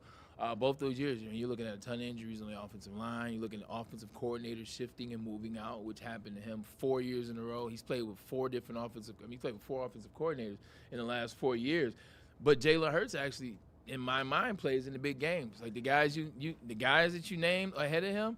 Like, what's the big games Dak Prescott's won in the playoffs? Well, that's the thing, too, is Jalen Hurts has had better squads around him as well. Good elite O-line, Saquon, of course, and elite defenses. Like, obviously, he took him to the Super Bowl, and trust me, don't get me wrong. I actually like Jalen Hurts as a person. I think, he's a very, very well-rounded individual. But there's just something about him where I've seen him struggle big time. And, this obviously could be a part of the receivers as well, but almost hesitating to take a deep shot, and you see all the problems that he had with A.J. Brown. I don't know. I just wasn't all that impressed. And I think, especially going deeper into, like, how they operate, too. Like, he really – I don't know, man. The tush-push thing gets me all worked up, too. I'm just not an Eagle. I just hate the Eagles, too. That's another thing, too. So I will be a little bit biased there. But then again, like, I genuinely feel like Dak Prescott's a better thrower of the football, can do a little bit more. Herbert 100% can do a little bit more than Hurts as well as throwing the football goes. I don't know, man. He could definitely be on the top 10, but he would be at 9 or 10 for me. That would be like me being respectful. Yeah, completely moving Joe Burrow up to the top and acting like he's not even in the 6th spot. Yeah, when you look at Jared Goff not being on this list, what about Caleb Williams and Trevor Lawrence has him on there and not Jared Goff? The NFL wants him to be the face. The bottom 4 have to drop off. Yeah. Justin Herbert has to be on there. Agreed. Jared Goff has to be on there. Agreed. Matt Stafford has to be on there. And one name that none of us has said, which is crazy talk. Didn't want to steal your thunder. Pat Mahomes. There you go. Yes. Gosh damn it. They didn't do this Come to on, Tom man. Brady. I get it. Yeah. He missed, 3 or 4 games last year. He was still the number 11 overall quarterback. The man's going to come back. I've been telling y'all that for years. Games, sure, but listen, it's an agenda out there. There's an agenda on Trevor You see Lawrence. Buffalo's colors, too. There's an agenda on Caleb. There's an agenda on Dart. And to be honest with you, Brock Purdy kind of ends up being the number 10 quarterback every year anyway. Yeah. So I don't hate it. But those 4 names, you cannot leave off this list considering their consistency of their performance for the last half decade. Hell, some of them for the last decade. Facts. So I was going to say, what does Jared Goff have to do on this list? Because there's also somebody else that's not on this list. Not saying he maybe needs to be, but he won a Super Bowl. Like, Sam Darnold's not on this as well. Like, what do you see? Baker's not on the list as well, and Baker has the most touchdown passes in the last 4 years. That's a fact. Book it. Like, when you look at this list, like, what is it keeping him off? Like, you look at Caleb Williams. Is it the Iceman, BS? Like, is it that winning games last year when you see him win games and you believe he's the reason why they took a step in those directions? Trevor Lawrence somehow got 12 wins last year when the defense wasn't necessarily playing the best early on. He had an amazing finish to Trevor Lawrence. He did.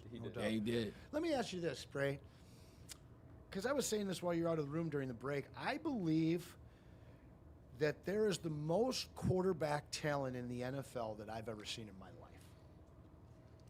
Every team has a starter. But listen, we're going beyond this list here, all right? So there's 10 for you. No Jared Goff, no Justin Herbert, no Pat Mahomes, no Baker Mayfield, no Sam Darnold, no Jordan Love. I mean, no C.J. Stroud. I mean, you can make a legitimate argument that there are 16 to 20 high-end quarterbacks that 10, 15 years ago would have been considered top 6, 7 guys. I mean, like Jaden Daniels, a lot of people don't even have him on this list. And, I mean, I don't know what Mendoza's going to do. I don't have high faith in Cam Ward. But, listen, I see more to Dak Prescott.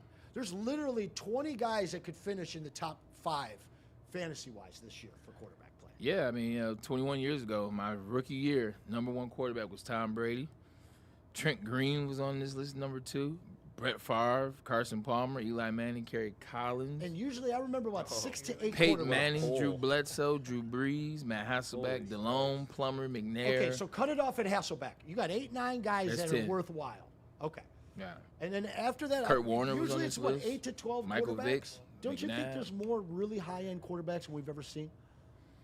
I think that's what the media tries to sell us. I think with fantasy and the rules try to sell you. That's fair. You got all these elite A quarterbacks. lot of really fast quarterbacks. Yeah, now, 100%. too. Like the quarterback last year went to the NFC Championship, and then the next year won 4 games at number 4. You know, Drake May. He's played 4 games. You mean. True. What Drake May's gonna do his rookie year, did this year. What does this year look like for Drake May?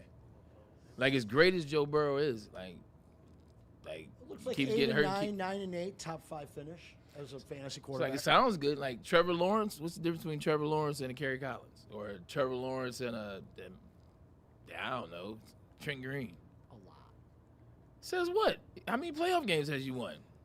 I just, when I look at, and I'm not a Trevor guy, but when I look at his Same. profile and what he can do on the field, I mean, I know it's a whole new Yeah. era, and these guys have been pushed to grow into mobile quarterbacks and be able to do RPA stuff, but RPO. For me, I really believe this. It's not just hype for me. When I look Right. at all the years I've been playing fantasy and what Right. these guys are able to produce statistically versus what the old traditional ones did, listen, we knew that this was inevitable. As soon as Mike Vick did it, and then once you saw Lamar get embraced for doing it, this was Yeah. the future. And then Pat Mahomes perfected it. Yeah, realistically, I hear that and all that sounds good, but it really reminds me of the NBA. The manipulation of the rules makes you think this league is great. I've been hearing so much about how the NBA is better than it has ever been. Meanwhile, like your bottom 12 teams stink. I'm not saying this everywhere.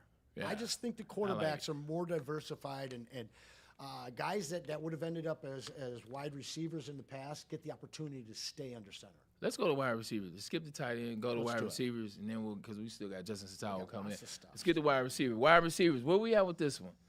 Like this list right here, I think there's 2 question marks I have, but I'll let you guys go at it. Starting with a former wide receiver, B. Ladd. Look at that list. What do you think? I like it a lot, actually. Like this is probably one of the more accurate lists that we've seen today. Probably the most accurate, I would say. The only question mark that I have is Rashee Rice. Even though when he's healthy and when he's available, he's a dog. I would probably let's say he's healthy and everything's going good for him. I'd probably flip him and Drake London, just based off of versatility. I'd even probably put Malik Neighbors over Drake London. Nico Collins is probably the only one that stands out to me the most, obviously. I can't really think off the top of my head who I would replace him right now. I would, take some thinking to do. But yeah, as of right now, this looks solid. The only thing I would change, probably Jamar over Puka. Yeah, Jamar is different, man. Uno is Uno. I like 1. I like 2. I would reverse them 2. Jackson Smith and Jigba. I want to see he was that at Ohio State. So I definitely. Yeah, JSN's like that. He is like that. Yeah. So I don't mind him being. But here's the thing: is JSN better than Justin Jefferson? No. So I get this. I kind of think so a little bit. I get this. Man, we'll see. We will see. Yes, We'll see. I like him a lot, but I'm saying Justin Jefferson had. No one's done what he's done, and he keeps having. JSN was not quarterback proof. He keeps having no quarterback. Yes. He keeps having no quarterback, and he keeps finding 1,100 yards. Right. Yeah, He Justin keeps Jefferson's finding quarterback proof. CeeDee Lamb over his teammate. Who's not on this list? That's a problem for me. George Pickens needs to be on this list. Yeah, CeeDee Lamb over his teammate. Gosh, Pickens has to be on this list. Drake London over Pickens. Rashi Rice over Pickens. Nope. No. Nico Collins over Pickens. The only thing about Pickens is, and I know it kind of took some people by storm, but they had a lot of effort questions about him. Like there were times where he would show out, get like 150 yards in a game, but then when CeeDee Lamb got injured, especially against the Lions, he was radio silent against a terrible secondary. So I mean, there are some. I mean, obviously when he's on, but. Yeah, I could definitely put Pickens on this list. Drake likes to disappear too. Drake likes to disappear. Yes, he does. Reishi can't stay healthy. For me, Pickens and Olave need to be on this list. Yeah, get Rashi Rice out of there. Like, look, Rashi Rice is cool. He makes some plays from time to time, but he's not a top 10 wide receiver. In fact, put Garrett Wilson on this list. Yeah, I was gonna say if Garrett Wilson is so like his talent. Another guy with no quarterback and still 1,000 yards each of his first 4 years in the league. I really feel bad for him. They even had a bit on Jameson Williams when he was asked who's the best receiver you've played with, and he said Garrett Wilson at Ohio State. He was like, his raw talent is unbelievable. Like I'm telling you, like I watch practice, man. Like he practices like a dog. Like once he gets a quarterback, he good. Like Drake London, I just don't know what he is, man, as a wide receiver. You know who's on this list? I just don't know who he is. Ted McMillan. Ted? I can agree with that. Ted's top 15. Yeah, and he will be top 10 after this year. I think, okay, young guys, rookies. Who's a rookie that you can see maybe moving his way up or making some noise this year? Because I think Tyson. I just was about to say, I think Tyson can make this list next year. I think Casey Conception.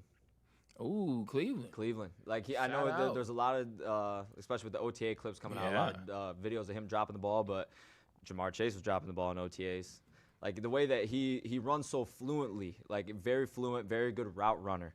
And obviously they have Trey Boston as well. Boston's a dog too, but I think Conception's going to be like, they're going to be like, okay, we have something brewing in Cleveland now. Like they will have that elite guy, and I think that's going to be him. Freddie Phil, question for you, man. Like what can Amon-Ra St. Brown do to move up this list and maybe even get number one? Because realistically, every year, about the last 3 years, you're seeing him in the same spot. You're seeing him somewhere between 4, which is respect. But the goal is to become one. How can he get up this list, or can he? Well, I mean, contrary to the other receivers, there's other options on the Lions offense. They have one of the most explosive offenses in the league. I mean, definitely all due respect to Sun God, the catch has got to be there this season. Ooh, that's the biggest thing. Talk about it. That's the biggest thing. And when you see dudes in their wife beaters on podcasts and stuff and you got a lot of drops, it's like, yeah, you're the NFL player. I'm not, so I'm not throwing shade at NFL players. Yeah. I'm just saying, as a fan, and you're looking at this list, it's like that the drops stand out more than anything. But he is a playmaker. And you know what, too? I travel for work quite often. Okay. And I've dropped this before. You know how many times I've Pun heard intended. You know how many times I've heard the slot merchant rhetoric?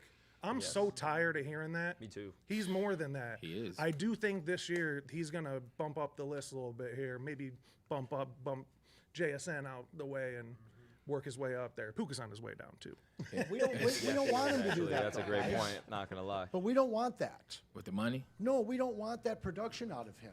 Because we've already seen that production out of him. And it doesn't And in order for you to get him to that next level, you're taking away from Laporta and you're taking away from J-Mo. And J-Mo is, to me, Laporta's going to get his if he's healthy. J-Mo needs to take the step. I think for us to win, it's more important for that than to see Amon-Ra have that stellar year where he goes for 1,800 yards. I think that this team is at its best when that pass and text balanced. All right, quick question, then we'll get a commercial break in here, man. We'll come back. We'll He pivot certainly a little can bit. do We'll that. shift. I think he's got it. Okay. You believe so? I mean, listen, if you wanted to, Amon-Ra could be the number one receiver in the league. I don't think the Lions want that. The reason why I don't believe he could be the number one receiver in the league, I think when you're talking about number one in any position, tell me I'm wrong about this. When you're number one or you're number two and you're going back and forth, you are a special type of player. You do special type of plays. And that's where you get, like, when you talk about number one, when you look at Justin Jefferson, when he was number one, we remember the plays. When you look at Jackson Smith-Njigba last season, you remember the plays. Jamar Chase, you remember the plays. Puka makes 2 a game. Right. You remember the plays. Like, look at Randy Moss when he was number 1. Look at Calvin Johnson when he was number 1. With Amon-Ra St. Brown, what's the special quality? Because he is an exceptional football player. Clutch gene. 3rd and 4th down grabs when you need them. I understand that, but when you talk about number 1, like how many times does clutch come up? Clutch is like the last part. Like clutch is the thing that you throw the icing on the cake, and he's clutch, and Joker's clutch, and insert guy is clutch. What are the special plays? Well, I think the interesting thing about this is you look at Puka, and he's got a 1B next to him. Same thing with Jamar Chase. You know, Javonte Adams just got there last year. Puka's had 1,400 yards for 3 years. I agree with that. But Jackson Smith and Jigba didn't do it until DK was gone. All right, he faded in that offense. Amon-Ra St. Brown, you have a guy that could really be maybe used ahead of him in J-Mo. Honestly, CeeDee Lamb benefited from the same thing. Justin Jefferson has the same thing. All of these guys here have a legitimate 1B next to them, except for Amon-Ra St. Brown. So what is J-Mo then right now? He needs to become that. Who's the best? So top 5 wide receiver cores in the league right now, off the top of your head. Ooh. You said he's not that, so then who is that? Cincinnati, I think Los that Angeles. He can be that this year. I think that he needs to be that this year. I mean, did T stay? He stayed, right? Yeah, Yep, T's there. So Cincinnati, the Rams, Dallas. first 2, Dallas. Lions. I like the Lions. Well, I don't know. I Philly. kind of like the Lions over. That's currently Philly constructed. too. Philly and Tampa Bay and Minnesota. Damn it. That's too Minnesota. many. Yeah. Jordan Addison. Too many. Yeah. And then they got Juwan Jennings too. So that whole room is pretty tough. Juwan Jennings came out on Twitter and he said he feels like Kevin Durant when he joined Golden State. So I'm like, oh gosh. It's going to be fun. I can't believe they let him get out the building. All right, He look. just called himself Durant. He did. He snuck that in there. They You know needed what I'm Al saying? and Curry, so I mean, I don't know. Interesting. All right, let's take a quick commercial break. We'll come back and have some more conversation. Kool-Aid, where we at?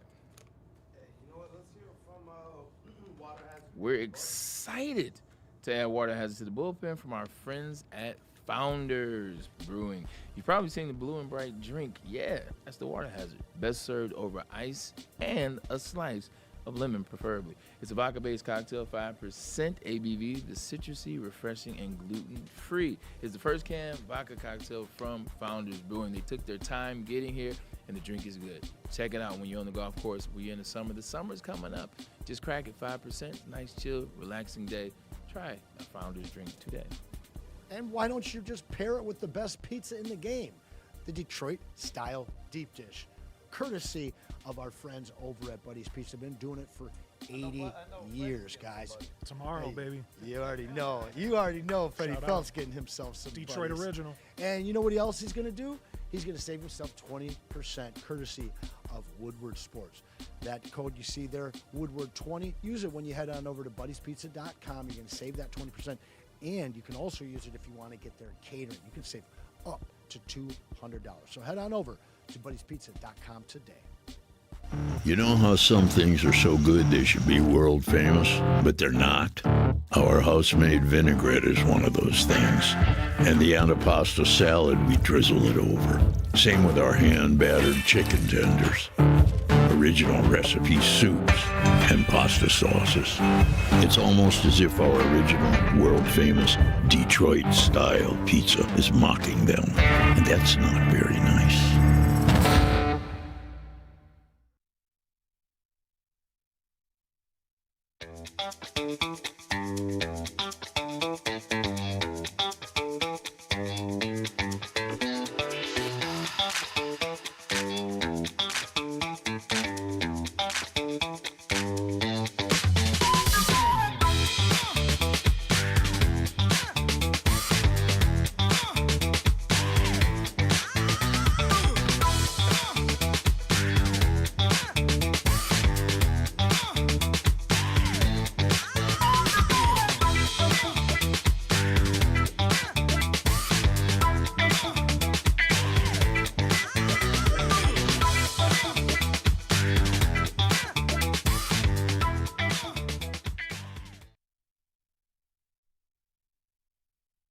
Don't miss all the Detroit Pistons coverage on Woodward Pistons on YouTube. Head over and subscribe Subscribe now for in-depth Pistons coverage, player interviews, roundtables, and live watch parties. The bad boys of Detroit media are here.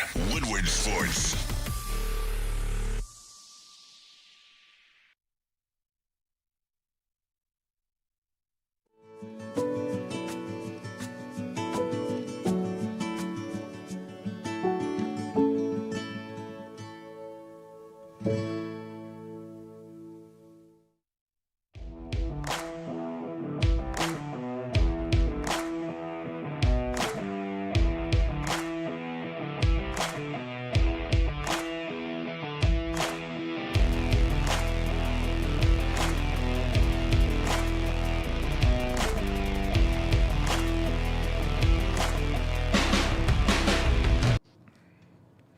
Black Rock Bar and Grill, check this out, man. Look, you know the place serves you well. You know the place, the food is amazing. You know the home of the steak on the stone. But what they do, they're an event space as well. You got prom coming up, graduations are coming up, bridal showers are coming up, all the events. Why don't you make Black Rock the place where you do the events at? Food that fits in your price point, great service, and they're all around the state. Once again, it is home on the stone. Whether you're looking for that steak that sizzles or you're looking for those happy hour menus that fit into your price budget, Black Rock Bar and Grill does it all. If you want to make sure you know, go to blackrockrestaurants.com or just pull up. Tell them Woodward Sports sent you. Talking about doing it all, the guys at Supreme Lending, they do it all. Whether you are looking to get a refinance on your home, or whether you're looking to buy your first home, or you're looking for an upgrade, you got to get on the phone with Chad and Chris. These guys will get you set up so that you get along that path. When you are finally ready, you're in the best situation for the best loan possible. I'm talking low interest rates, 0% down payment programs, and if you mention Woodward Sports, we're going to save you up to $500 off of your appraisal. So reach out to our friends at Supreme Lending today. And we back.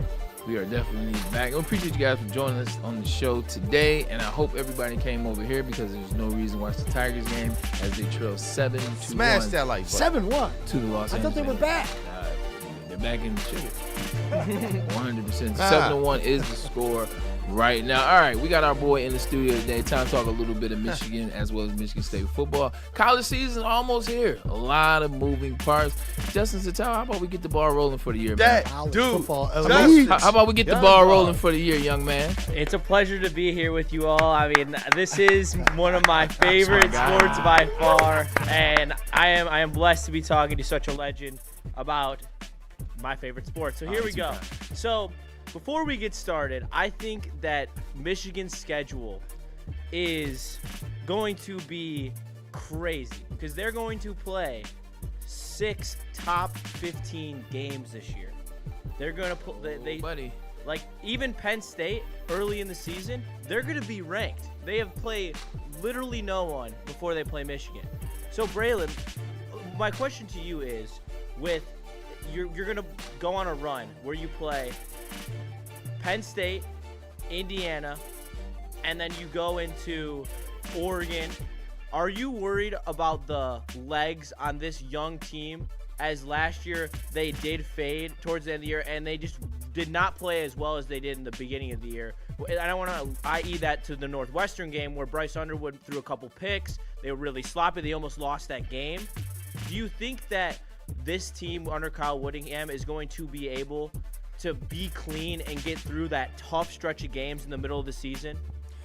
You know what? It depends. What does the game look like on September 12th when they play Oklahoma? Like, that'll set the tone for who I believe Michigan is going to be. Last year, they went down to Norman and they lost. And they actually got beat up on in that second half and got a little bit out of control. What do they look like this year? Did they learn from that? How is Kyle Whittingham going to get those guys going? Obviously, the quarterback, Bryce Underwood, if they could win that game or they could come out strong in that game, I think they could have some staying power over some of those teams. I don't know what Penn State is going to be this year, but I know Drew Aller is gone. They lost a lot of linebackers. They lost some guards. They lost a lot of key pieces. Penn State doesn't typically lose a lot at one time. They lost a lot last year. Indiana national champs, but there's no Fernando Mendoza. I know there's another Mendoza, and there's another wide receiver from Michigan State, and was Nick Marshall, who's there. I don't know what they're going to be. Rutgers is there. I think outside of Oregon and Ohio State, the Big Ten is another one of those situations where you're trying to wait and see. So depending on what the Oklahoma game looks like is depending on my answer for you. And depending on that's the a cop-out, but season, and I think that you'll agree with this, Bryce Underwood will define this season, like point blank, period. If he plays like a top 4 quarterback in the Big Ten, that might even be a stretch. If he's a top half Big Ten quarterback, this team will compete to make the playoff. Yeah, for me, I agree 1,000%. If you can be a top half quarterback, top 5, top 6, maybe. The big thing for me, though, is who's coaching Bryce Underwood? Because that's been the letdown for him. The high school coach kind of let him do his own thing. Now he's in the collegiate ranks. And you look at what the schedule was, what the coaching staff was last year, just not conducive to trying to make somebody that's the number 1 player overall a better version of themselves. I keep hearing about Jason Beck. I keep hearing about what the Utah brought in. I keep hearing about the offensive prowess that they're attacking with. But when we can't see any clips, when the spring game isn't such, and when people aren't playing and you're not playing with the first, you don't know. So my thing is, how has Beck and how has Whittingham armed and got Bryce Underwood moving in the right direction? Because if that doesn't happen, you're not going to see anything different than you did last year. And I think that and I'm not saying that Bryce Underwood played well in the spring game because I don't think he did. However, they ran the most vanilla offense they possibly could run. They were running the ball right up the middle, and they were dropping him back to pass. That's not the type of offense that Kyle Whittingham runs. He runs a very RPO-heavy, run-heavy, screen-heavy game that you didn't see. You saw them running base screens, but the craft to that offense that Utah ran last year, and it's the access. It is. You're not asking him to do too much. Like if you go back and you watch the tape of Devin Dampier, who was Utah's quarterback last year and led them to a 9-3 record, he is not talented at throwing the football. Like you see some of the arm talent when Bryce Underwood throws. It's inconsistent, yes, but the arm talent is there. Where he needs to progress is the reads on the RPOs, because that's going to be such a critical part to his games, because those are the easiest read to make as a quarterback. You're looking at one guy, one defender, and if he's in that space, you do the opposite. It's why college football is based on such a simple system. Algorithm. And then the PA, the play action. He's got to be able to get mobile and be able to be the threat that, like, they didn't run him at all last year. Like, that was the dumbest thing I've ever seen in my life. So that was my next question. The offensive line just wasn't good last year for University of Michigan. There were a ton of injuries. I'm not making it about the injuries, but you legitimately had 2 5-star offensive linemen go down last year. You had 4 starters go down last year. You can only be so good with that being the case. But you bring up a good point, man. Like, they did not run him at all last year. Legitimately, you saw him not run all season, and then towards the end, they tried to run him in the bowl game. They tried to run him against Ohio State when it was too late. What does that look like this year? What does the offensive line look like is my question. See, I still have questions about the offensive line. Obviously, hard to judge in a spring game, especially when they already split the squads. And they had 2 offensive linemen that didn't play who are projected to be starters. I do hope Sprague comes back healthy. He was one of the bright spots in camp. It was a very huge injury when he went down. But the offensive line has to be better, because I think there was, when I stopped watching when they pulled the second stringers in the spring game, I believe it was 3-3 or 6-3, something like that. There was absolutely zero offense. And that was for the most part because Tommy Carr and Bryce Underwood constantly had pressure in their face, and they didn't even blitz. Like the whole thing about the Michigan spring game, and they said in the broadcast, was they didn't blitz either quarterback. They let them sit back there with time, and they still didn't get time. And to me, that is extremely concerning of a team that even when Whittingham coached Utah, like the offensive line was the non-negotiable. He had 2 first-round picks on his offensive line this year alone in this past NFL draft. So we need to get back to that. Like Evan Link, unfortunately, like I know who he is as a player. Like he is a liability at times who has critical lapses that can get walked around, and then that's where I forget if Sprague plays guard tackle, and I'm butchering that. He plays guard. The other 5-star that got hurt, I hope that he can be able to step up at the starting line, because Evan Link was getting beat constantly in the spring game, and is still a concern for me on this offensive line. For me, as a Spartan, I actually watched more Wolverine games this last year because of your quarterback. I got to see all of the stuff in high school, the clips, the highlights. Guys, exciting what you saw in high school. I never got a chance to see any of that last year in Maize and Blue. And the fact is like the guy played all season with handcuffs on. And you can talk about the offensive line and whether it's going to open up holes for him to run or whether it's going to give him time to protect him in the passing game. I don't care about the other 10 guys. Let this guy go out and be the generational guy you brought him here to be. Because he didn't get to make any mistakes last year. It was just, they held him in handcuffs, and this is all you're allowed to do. Don't fail forward. We're just going to keep you in this little bubble. This year, if they take the handcuffs off, he's going to make some big mistakes, but he's going to make some big plays. We didn't see big plays out of this big play quarterback that we were sold. And so for me, all they have to do is just let this kid play. And you're going to have an understanding of what you have. You're going to be able to get through that first month of games for the most part, I think.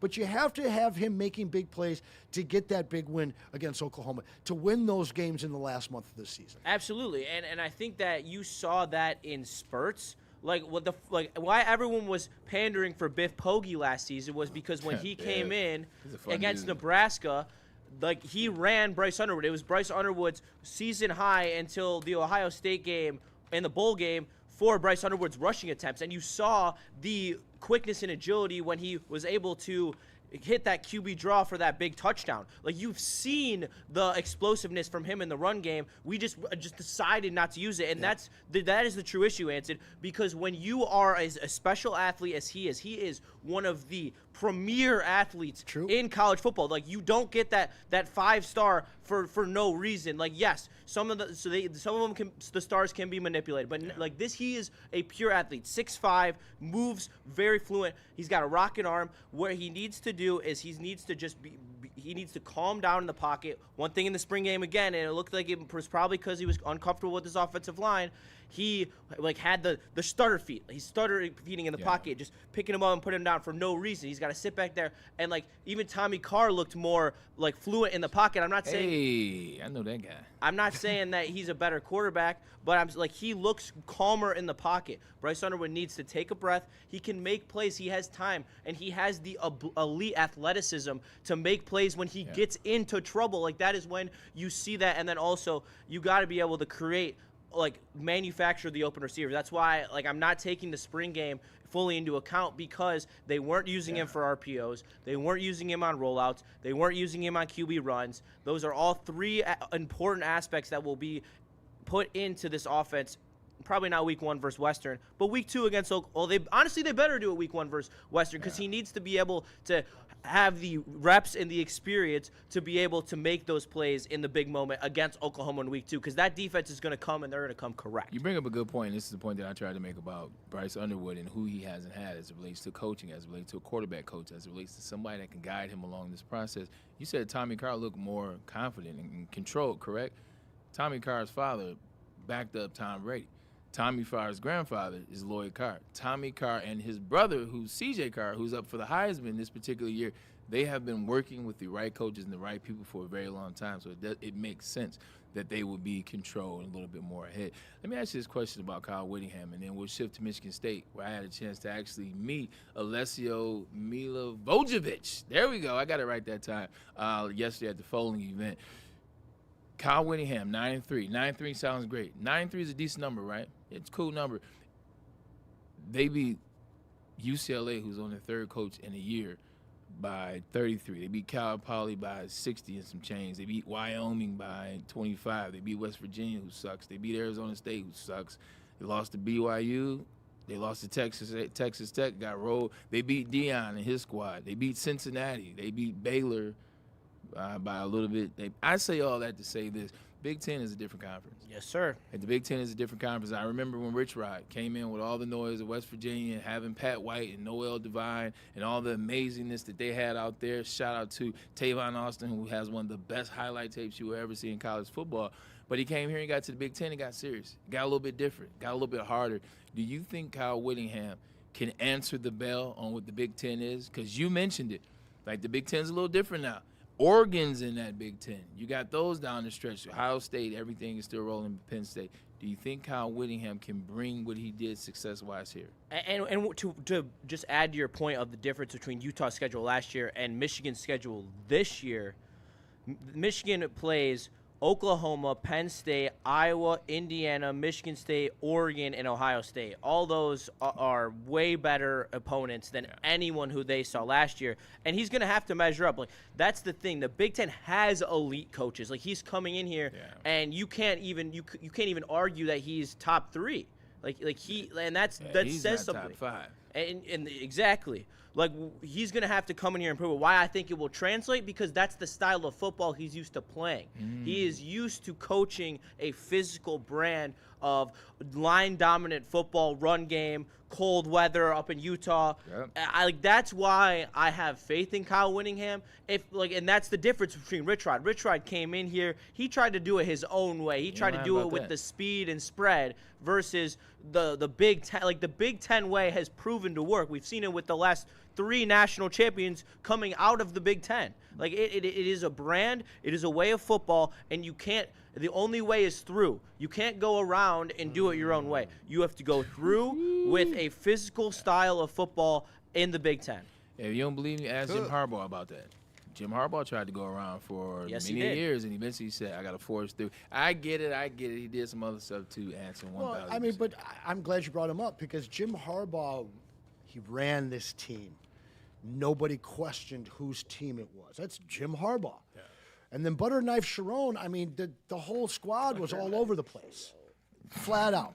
So you bring in Kyle Whittingham, who is a disciplined guy, for a team that, in my opinion, lacked that the moment that Jim Harbaugh left. So I like that for you guys. I think that the players that he's bringing over is certainly going to help. On the other side of that, though, I think Michigan State got their coach and Pat that exactly the same style of coach that they needed for this moment. I would say this, and Justin, I want to know where you're at with this. I think Pat Fitzgerald's Michigan State might be ahead of the pace of Kyle Whittingham in Michigan. Not necessarily ahead of it as it relates to wins and losses. Not talking wins and losses. I know where you're going with this. Talking about where the brand is. I'm talking about what the buy-in is. When you see Pat Fitzgerald, he's already out in the community. And he's not fighting all the stuff that you guys are going through right now. True, he knows he's fighting his own stuff, but like you're right, that's in the past. And he knows the Midwest. He's been recruiting in this area. He understands what the culture is. The man's from Illinois. His starting quarterback's from Illinois, from Naperville, so they have that kind of respect.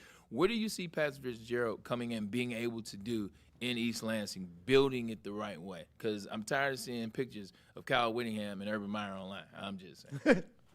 I think – and I feel like the college football elite doesn't respect this answer. However, you look at a school like Northwestern. They are not known for anything in the realm of college football. Not sports, no. And he had them competing in the Big Ten West time and time again. Yes, sir. That says something to me as where he's going to have the best resources he's ever had. Yep. He's at a top 20 school in the country in terms of revenue and fan base. So I do think that they are better off than they were with Jonathan Smith. Jonathan Smith didn't understand the area, didn't understand the rivalry, didn't understand how to recruit Midwest kids. Terrible all around. Well, yeah, exactly. You can definitely say better. And I think the national media is a little too down on this Spartan squad. I think they're going to be feisty. Hey, I think I agree. 3.5 wins is way too. They did lose their wide receiver, but they did lose Nick Marsh, who is a dog, and he's going to have a great year at Indiana. However, I watched Alesso's tape today. He looks really solid. He's got a very average arm. However, he's got great pocket presence. He's got a little quickness, and he can lace it.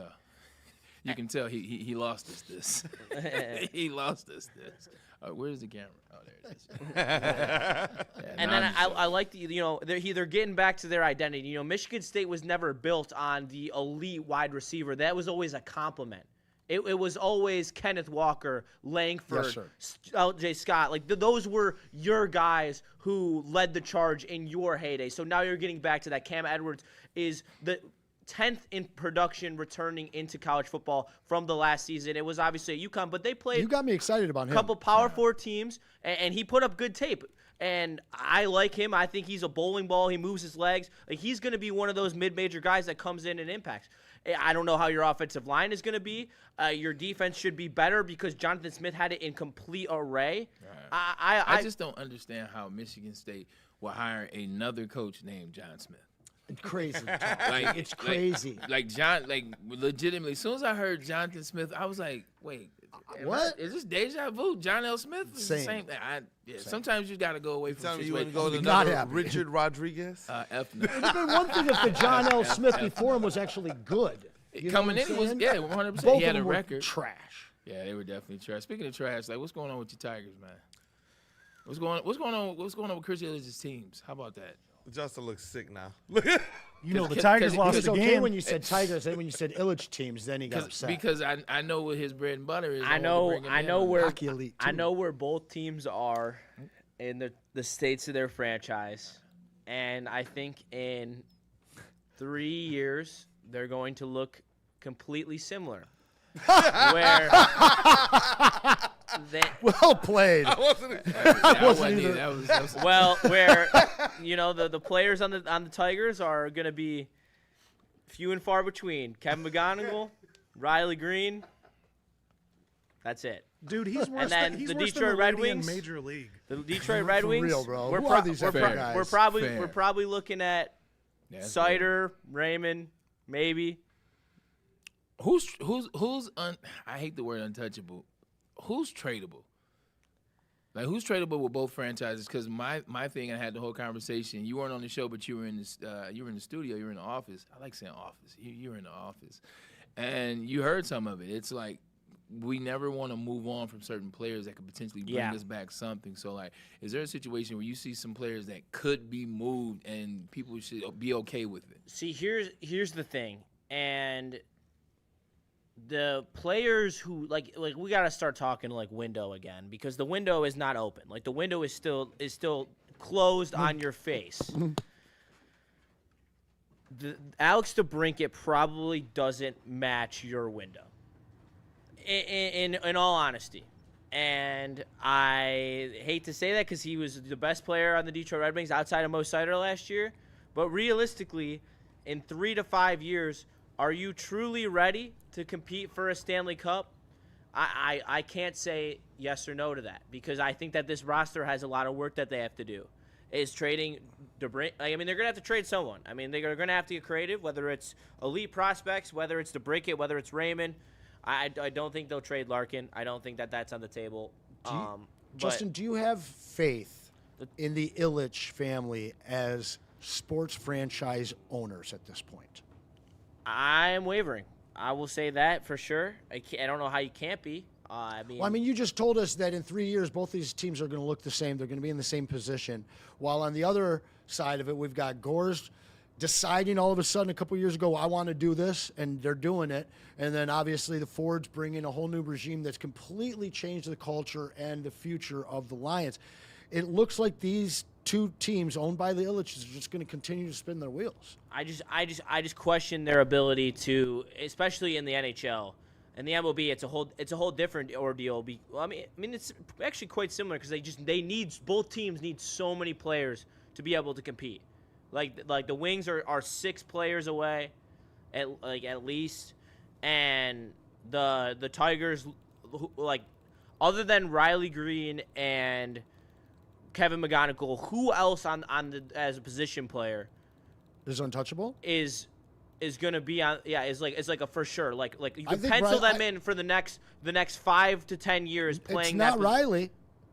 It's only Magoo. I mean, Riley could be gone this trade deadline. He could be. He really could be. But are you willing to do that? I am. You know, I've never been a Riley guy whatsoever, bro. I've never been a Riley guy. I mean, he's having a good season, but we were talking before the show. Riley's put up a stat line where you can fetch some shiny items at this trade deadline right now. You got plenty of left-handed bats. The rest of the league, they all want left-handed bats. You know what I'm saying? We have left-handed bats, all right. Ones that suck. They can't hit. Yeah, like, for real. You're forgetting that part of the equation, Anson. Like, he is our only left-handed bat outside of McGonigal that is good. I just don't think he's safe at all. All right, so we're going full Pittsburgh Pirates then. We're getting rid of everyone. I don't know, man. And we're just going to restart. No, it's I don't Kevin think they McGonigal do. Against the world. But I don't think that they do. I think that they continue to spin their tires and stay and be the same team in 3 years, like you said. And that's just not good enough. Yeah. And that's up to the fans and people like us as in the media to hold them accountable for putting out a product that looks like that. I'm going to tell you like this, and this is something I didn't say yesterday when I went off on my tirade, and I wish I really would have, man. I'm going to add it to it, and then we're going to, we'll do our sweet goodbyes and end the show.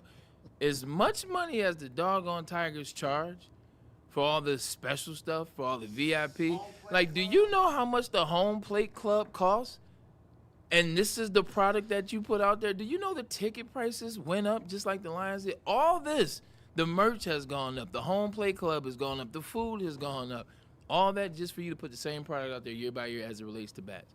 Like, that's something should I add to the tirade. Because if you're going to charge $1 billion to get into the home play club, then let some guys be coming back to the home play club with some dingers outside of Dylan Dingley. You know what? Y'all know it's bad, dog. Like, we got 4 home runs to show from the player that we're talking about not trading, Riley Green. I don't hear Braylon complain about the price of nothing. Yeah. Nothing. You know it's bad, dog. You know it's bad. Listen, when he's talking about the this. Pistons made the same mistake. Right after they traded it for Dog, AI, you're they right. built the bunker suites. Oh, you you're can't even right. see anything. Thing. It's You're in the right. basement. Native fans. You're right. And who paid the price? You know what? I hated those bunker suites because I never knew they existed. Because when I used to go, why would you go there? Well, I used to go on the court back in the day, like to go on the work Pistons. And towards the end, I wasn't going. I went to the Drake and Future concert and was in those bunker suites. I was like, "What is Why this? are we down here? This is the worst. This is as far away from the action as you can get. Yeah, Speaking of action, can we get that back wall into the shot? It's funny. Hold on, like, let me where get did a this nice come little from? transition. we go from Neil Rule's picture. Slide in. You know what I'm saying? Now, those are some shorts. See, you know, Those are some legit shorts. 100%. These is casual at the house shorts. Got my Crocs on, man. I was having some fun in front of the He crowd. should have got O'Neal in Who this took outfit. these? But you know what though? See, now this picture, now I don't like this because now people are gonna say, you know what? Braylon had a prime send off. You know what? They're gonna say Braylon had his own prime send off, but he was talking all that stuff out there. Now is this Shut on a up. timer or is B taking these? Nah, it's B, man. I wish this was on a timer so bad, bro. On another note, man. Shout The out. burst to 3 at a time. Today was the day of drop bys and we appreciate it. Shout out to Boy.